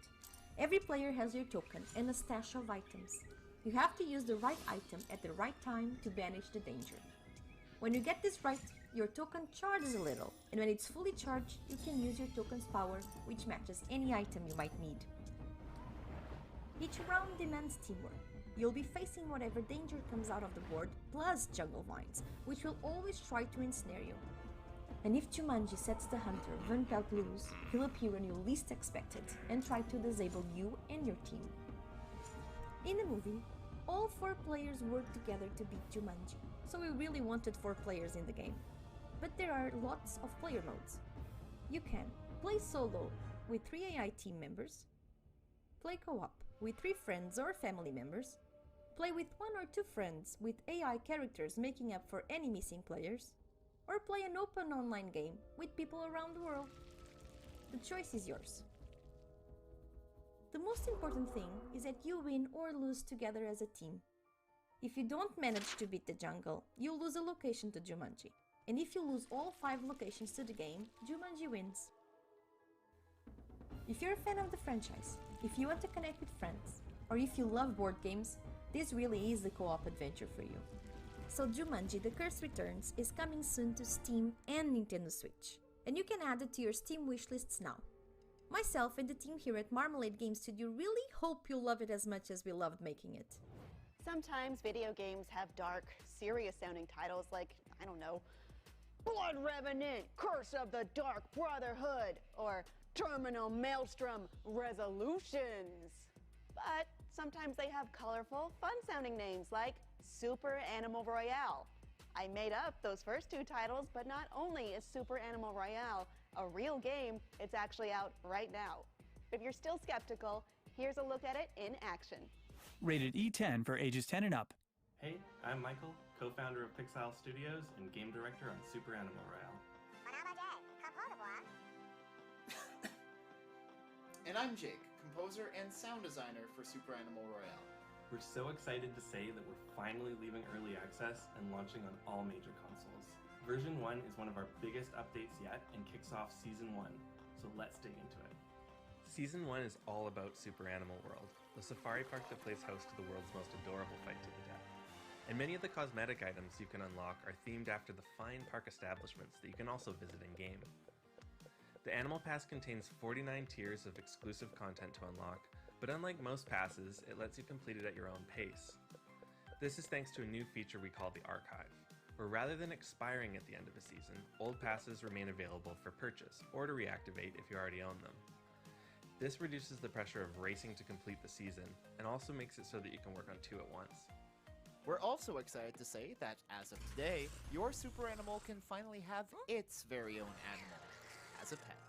The Super Animal World scientists have outdone themselves on this one, shrinking dangerous beasts like bears and tigers to a much more manageable and adorable size.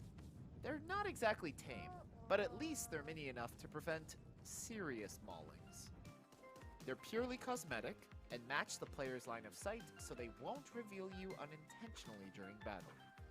They'll follow you around while you're alive and sleep faithfully by your gravestone if you're not so fortunate. To start, there's 8 mini animals for purchase in the Saw Shop, as well as a mini capybara in the Animal Pass. The mini animals also have their own new point of interest for you to explore on the island. Mini Ranch expands Super Animal Farm to the east, and the first building you'll probably notice when you arrive is Mini Mart. This is a special branch of the Saw Shop where Super Animal World Park guests would originally adopt their mini animals. It also features a petting zoo, where you can still see some mini animals and show them some love. We're also proud to say that we finally have our first super amphibian, the Super Frog. There are 5 total breeds of Super Frogs to unlock, bringing the total number of breeds in Super Animal Royale to 358. You can unlock the frog in the research lab, starting at level 30, and I'm not going to say hop into battle, because even though super animals are pretty great at hopping, Super Frogs actually aren't any better at it than anyone else. Season 1 also brings 2 new power-ups and refinements to existing power-ups. Saw Impossible Tape breaks the laws of physics to instantly repair your opponent's body armor when they die, so that you can pick it up good as new. And the Bandolier increases your max carrying capacity for ammo, super tape, grenades, and most importantly, bananas. For all the changes to existing power-ups, be sure to check out the patch notes. But highlights include the Skunk Gas Snorkel and claw boots that give you extra traction in shallow water. That's all we have time to cover for now, but there's so much more to see in version 1. I think it's seriously the longest patch notes I've ever written, so check it out. Super Animal Royale is available now to play for free on PC, Mac, and every major console, with cross-platform matchmaking and the ability to sync your save between every platform. There's also tons to look forward to, like cross-platform parties, new game modes, holiday events, but we'll leave that for next time. For now, thanks for having us, and we'll see you in-game.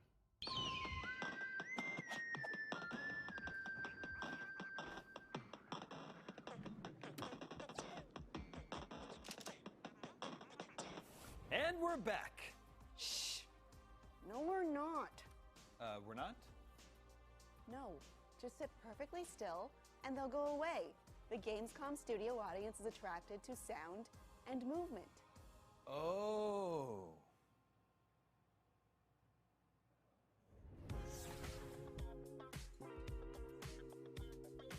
Hi everyone, I'm Sebastian from Munich, former head of IGN Germany, and I'm here to talk about my most favorite Gamescom show floor moment. Well, to be very, very honest, my most favorite moment is meeting the people.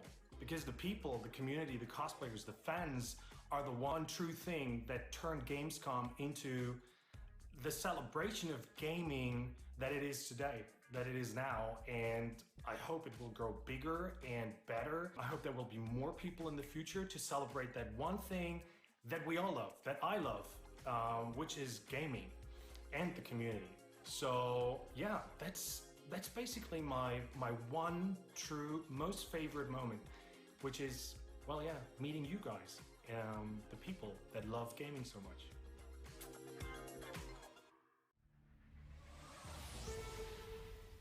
If you're a passionate gamer and a football fan, then this next trailer is for you. Let's take a quick look at what UFL, the new global online football league, is all about.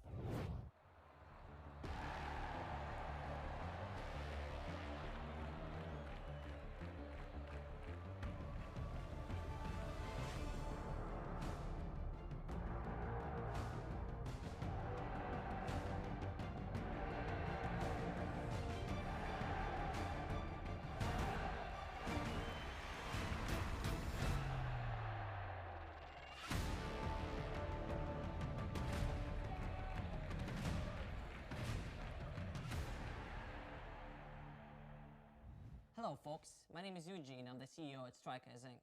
Our studio has been founded to change the world of football simulation games forever. I'd like to introduce you to UFL, a global online football league that will be available for free on all major console platforms. The key to success in UFL is your skill on and off the pitch. That's what we call fair to play gaming. Can't wait to share more, so stay tuned and have a fantastic Gamescom experience. Gamescom 2021 is presented by USAA Insurance.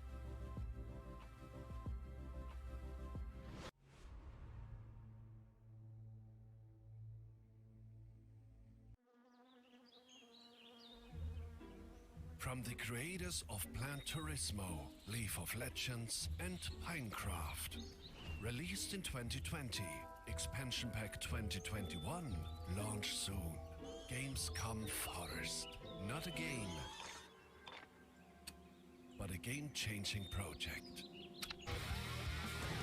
Thousands of trees were donated by the best community in the world because we need oxygen even more than a good Wi-Fi signal. Save a bee, plant a tree. Let's grow. The Gamescom Forest. From breaking news and exclusives, never-before-seen looks at movies and games, to reviews, Let's Plays, and live streams, IGN brings you all the coverage you need, no matter where you are.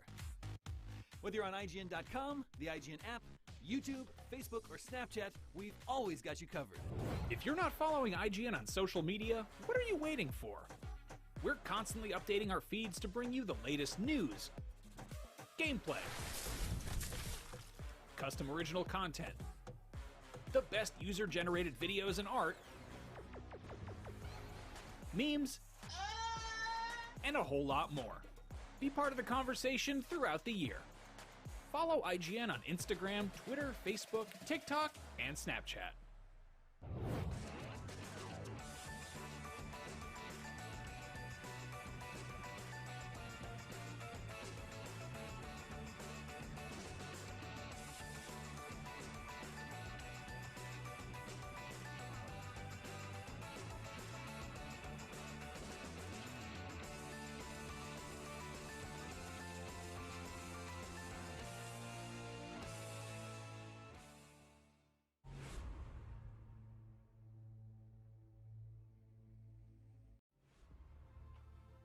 Gamescom 2021 is presented by Pluto TV, free to watch.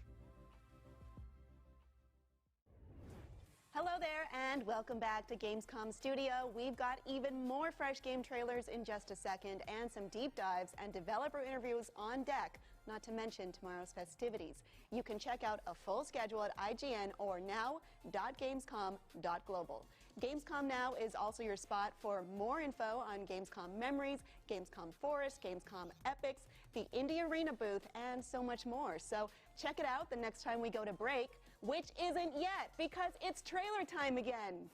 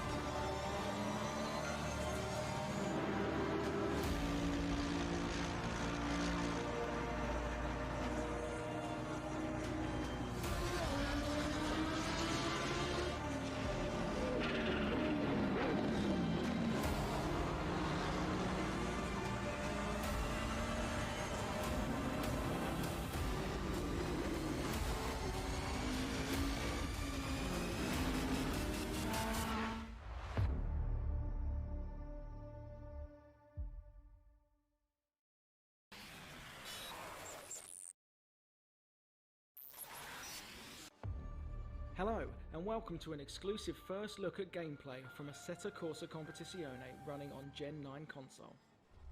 Green light, go, go, go. Car on the left. Clear on the left.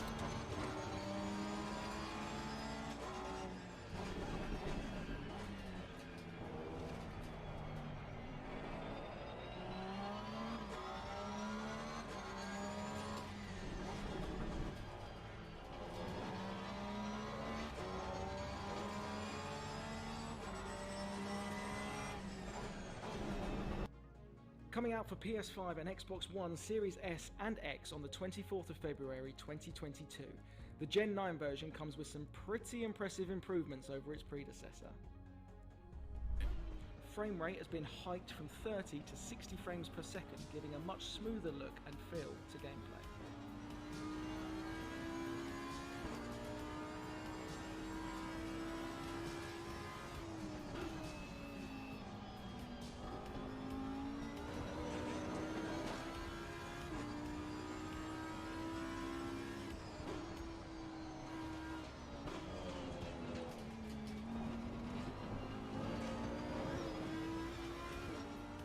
Gen 9 will also feature free private lobbies enabling you and your friends to meet up for an organised race session, as well as updated liveries from the 2021 season.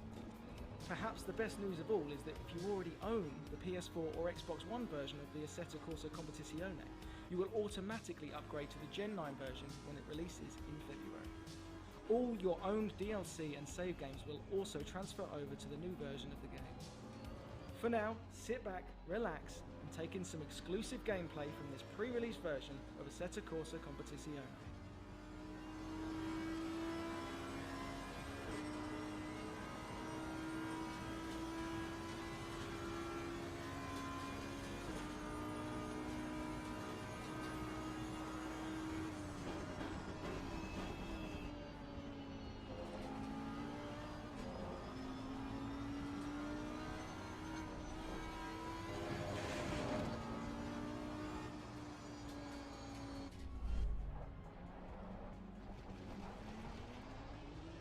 Green light, go, go, go.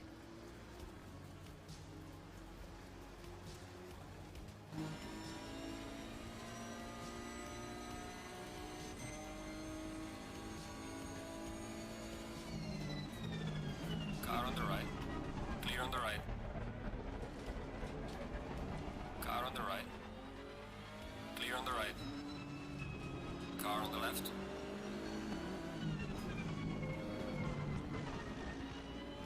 Clear on the left.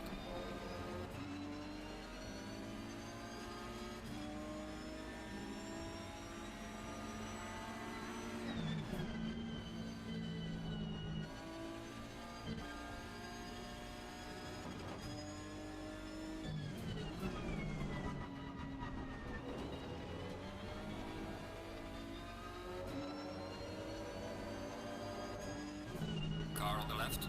Clear on the left. Car on the right.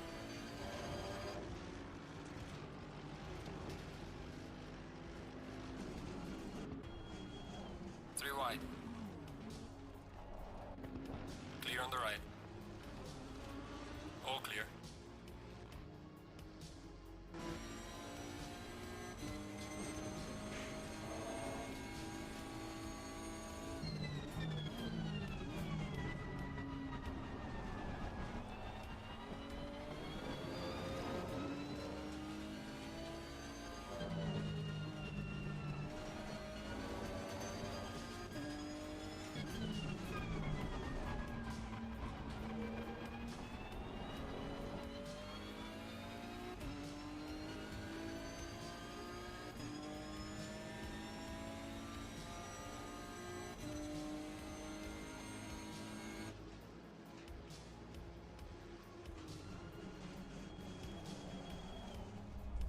For more information on Assetto Corsa, be sure to check out the Assetto Corsa 2021 showcase on the 27th of August, where we'll be taking a deeper look into what's planned next for the franchise.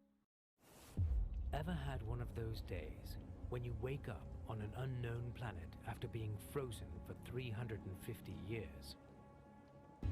Dumb question. Can't wait to find out how the hell I got here. And just what the hell is going on. So, I get involved. Maybe I can even influence the outcome of some things.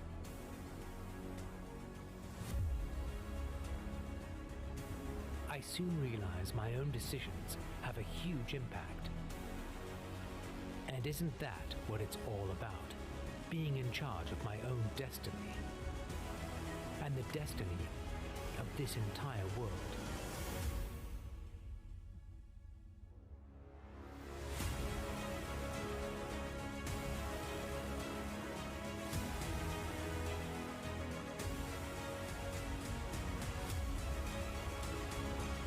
Wardania is full of secrets, hidden technologies, battles to be fought.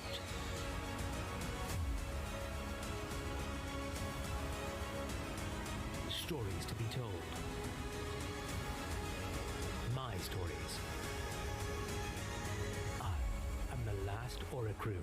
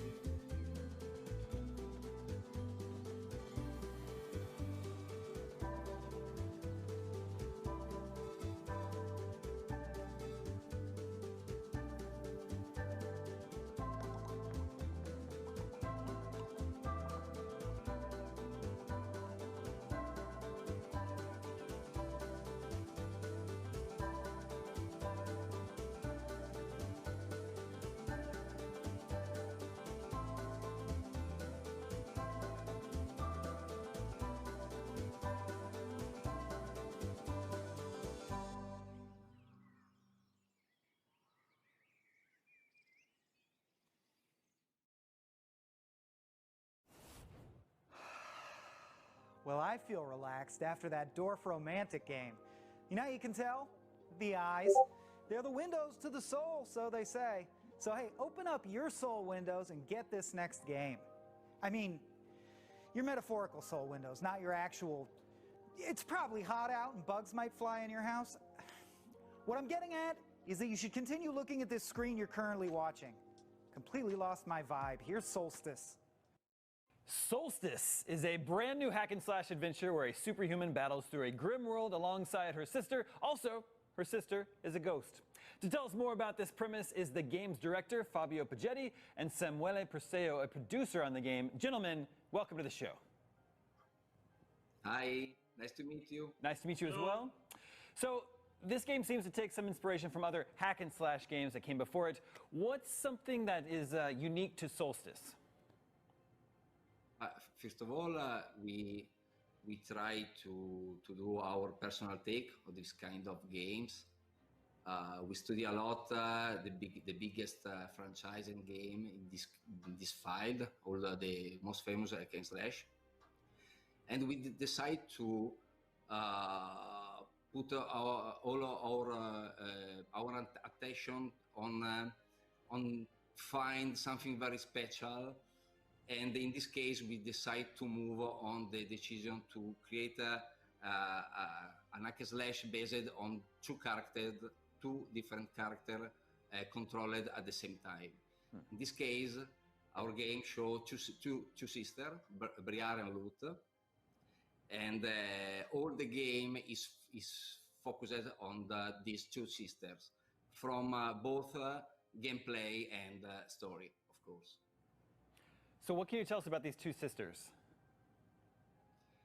Yeah, the idea of these two main characters born during several meetings with my designer, and during this meeting we decided to move on this kind of game in general, And I love so much Japanese animation mangas, and I like very much dark fantasy, especially Berserk from Kentaro Miura and Claymore. And I find this opportunity very unique to try to create two strong characters using Berserk and Claymore as a reference. And with that in mind, we start to work around these two sisters with a very terrible past and a great mission for the game. What we can tell you story-wise about them is that they're not the only ones in this world to have this sort of relationship between Swordman and the Shade. That's how we call the Ghost.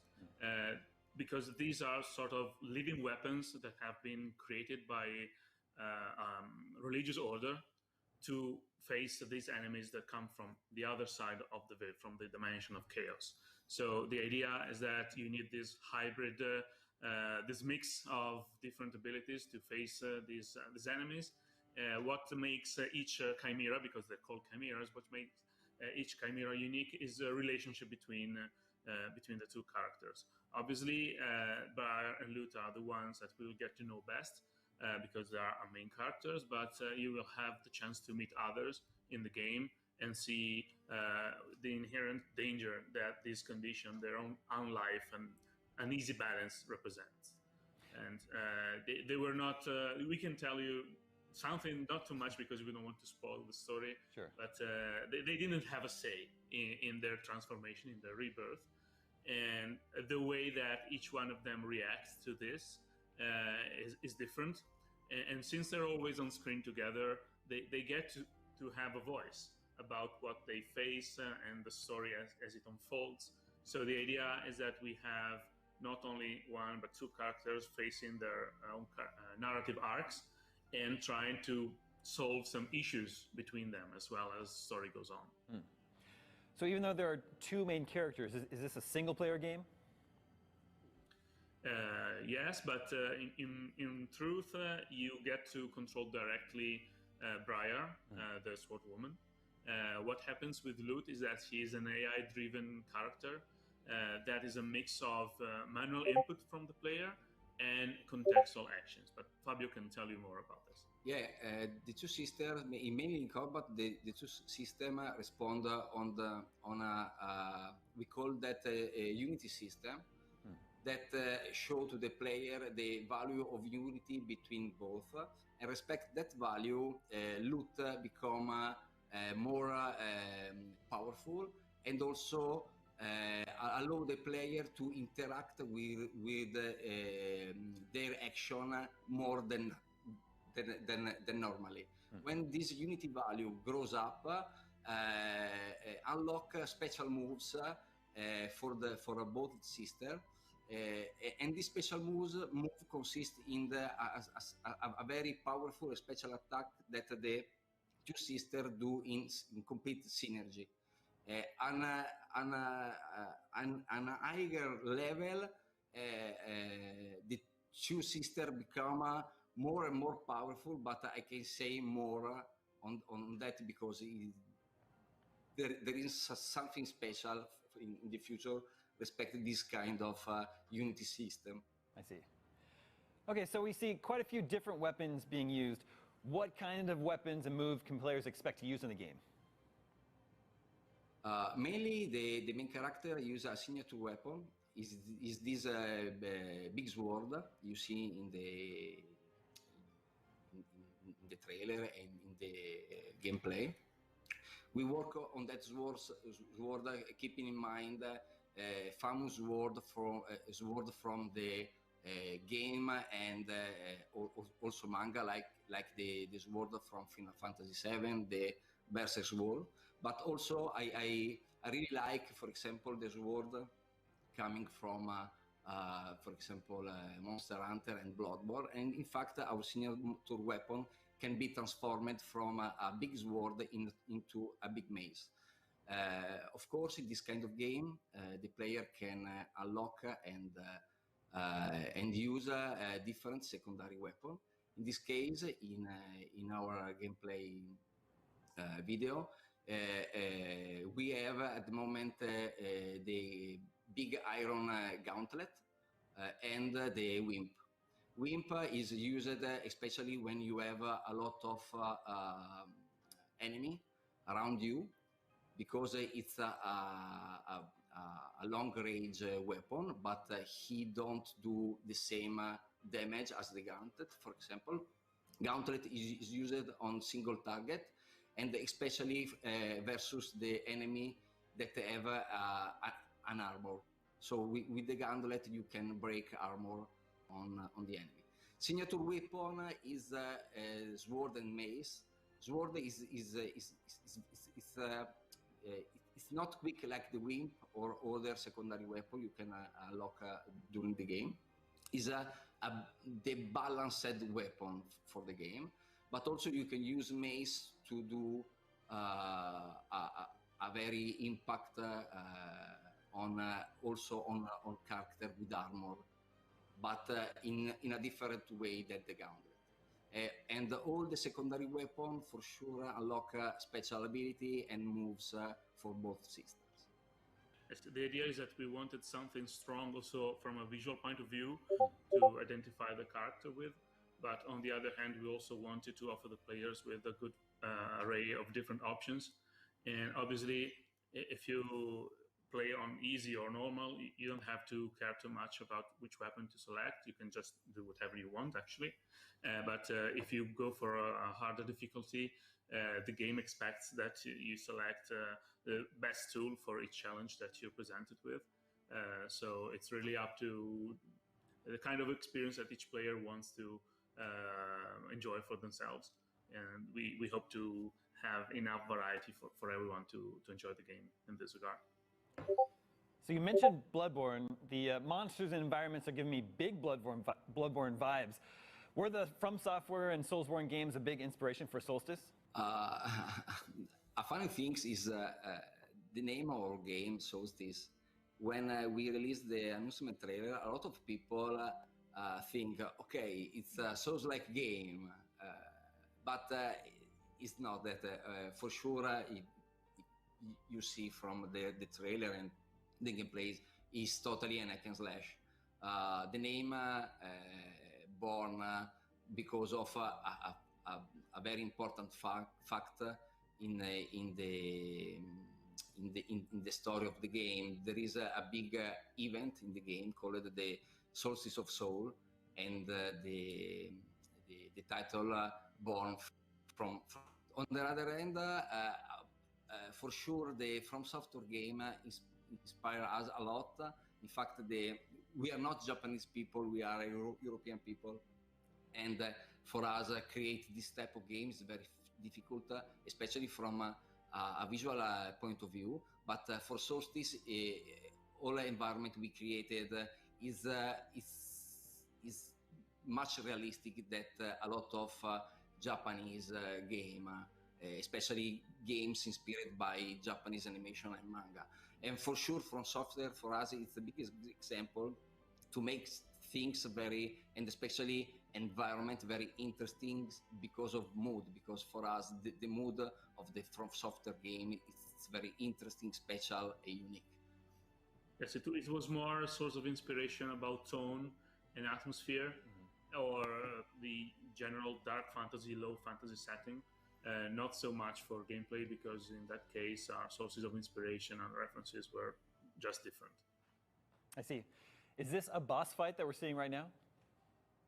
Yeah, this is the first boss fight in the game. We have also mini boss. This is the very first boss, and in this case the player is called to use all the ability and game rules that he have learned during the first branch of mission before him. This boss is a possessed enemy. In the game, we have mainly 3 family of enemy. We have corrupted human enemy. We have a ghost void enemy, and we have possessed. In fact, if you see, our main character, especially Lute, can cast two types of different auras. One is blue, and one is red. Here, our reference for sure is Ikaruga. And with these two kind of aura, Lute, for example, with the blue aura can materialize a ghost bright enemy.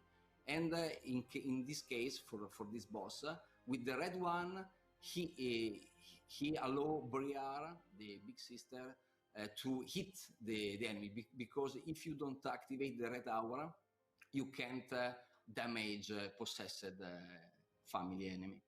Yes, the idea is that this aura system is designed to make each fight different and to cause it to play out in a different way according to the objectives, the targets that you set for yourself.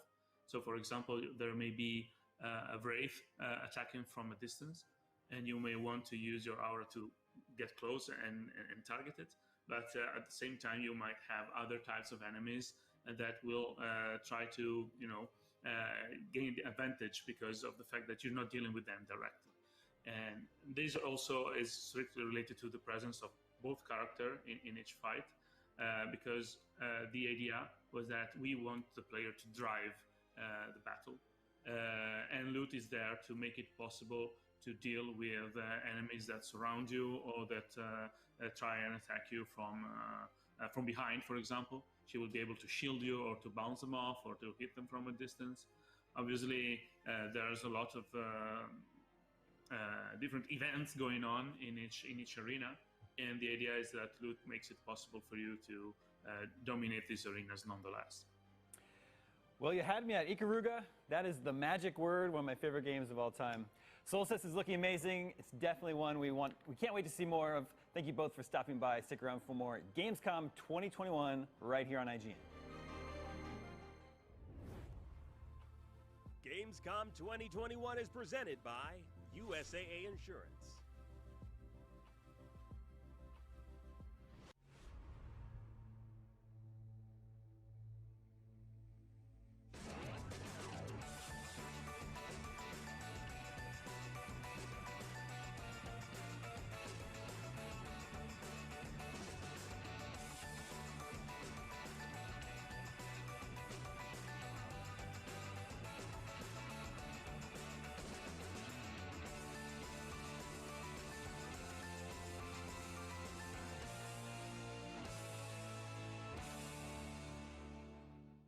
Breaking news and exclusives, never before seen looks at movies and games, to reviews, let's plays, and live streams, IGN brings you all the coverage you need, no matter where you are. Whether you're on IGN.com, the IGN app, YouTube, Facebook, or Snapchat, we've always got you covered.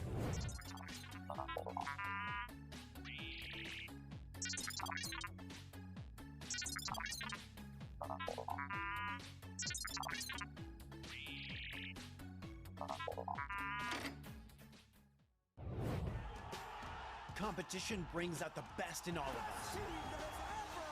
Well, mostly. Oh, that's a controller break. That's unfortunate. Welcome to IGN Compete, where we bring you the stories behind the esports headlines.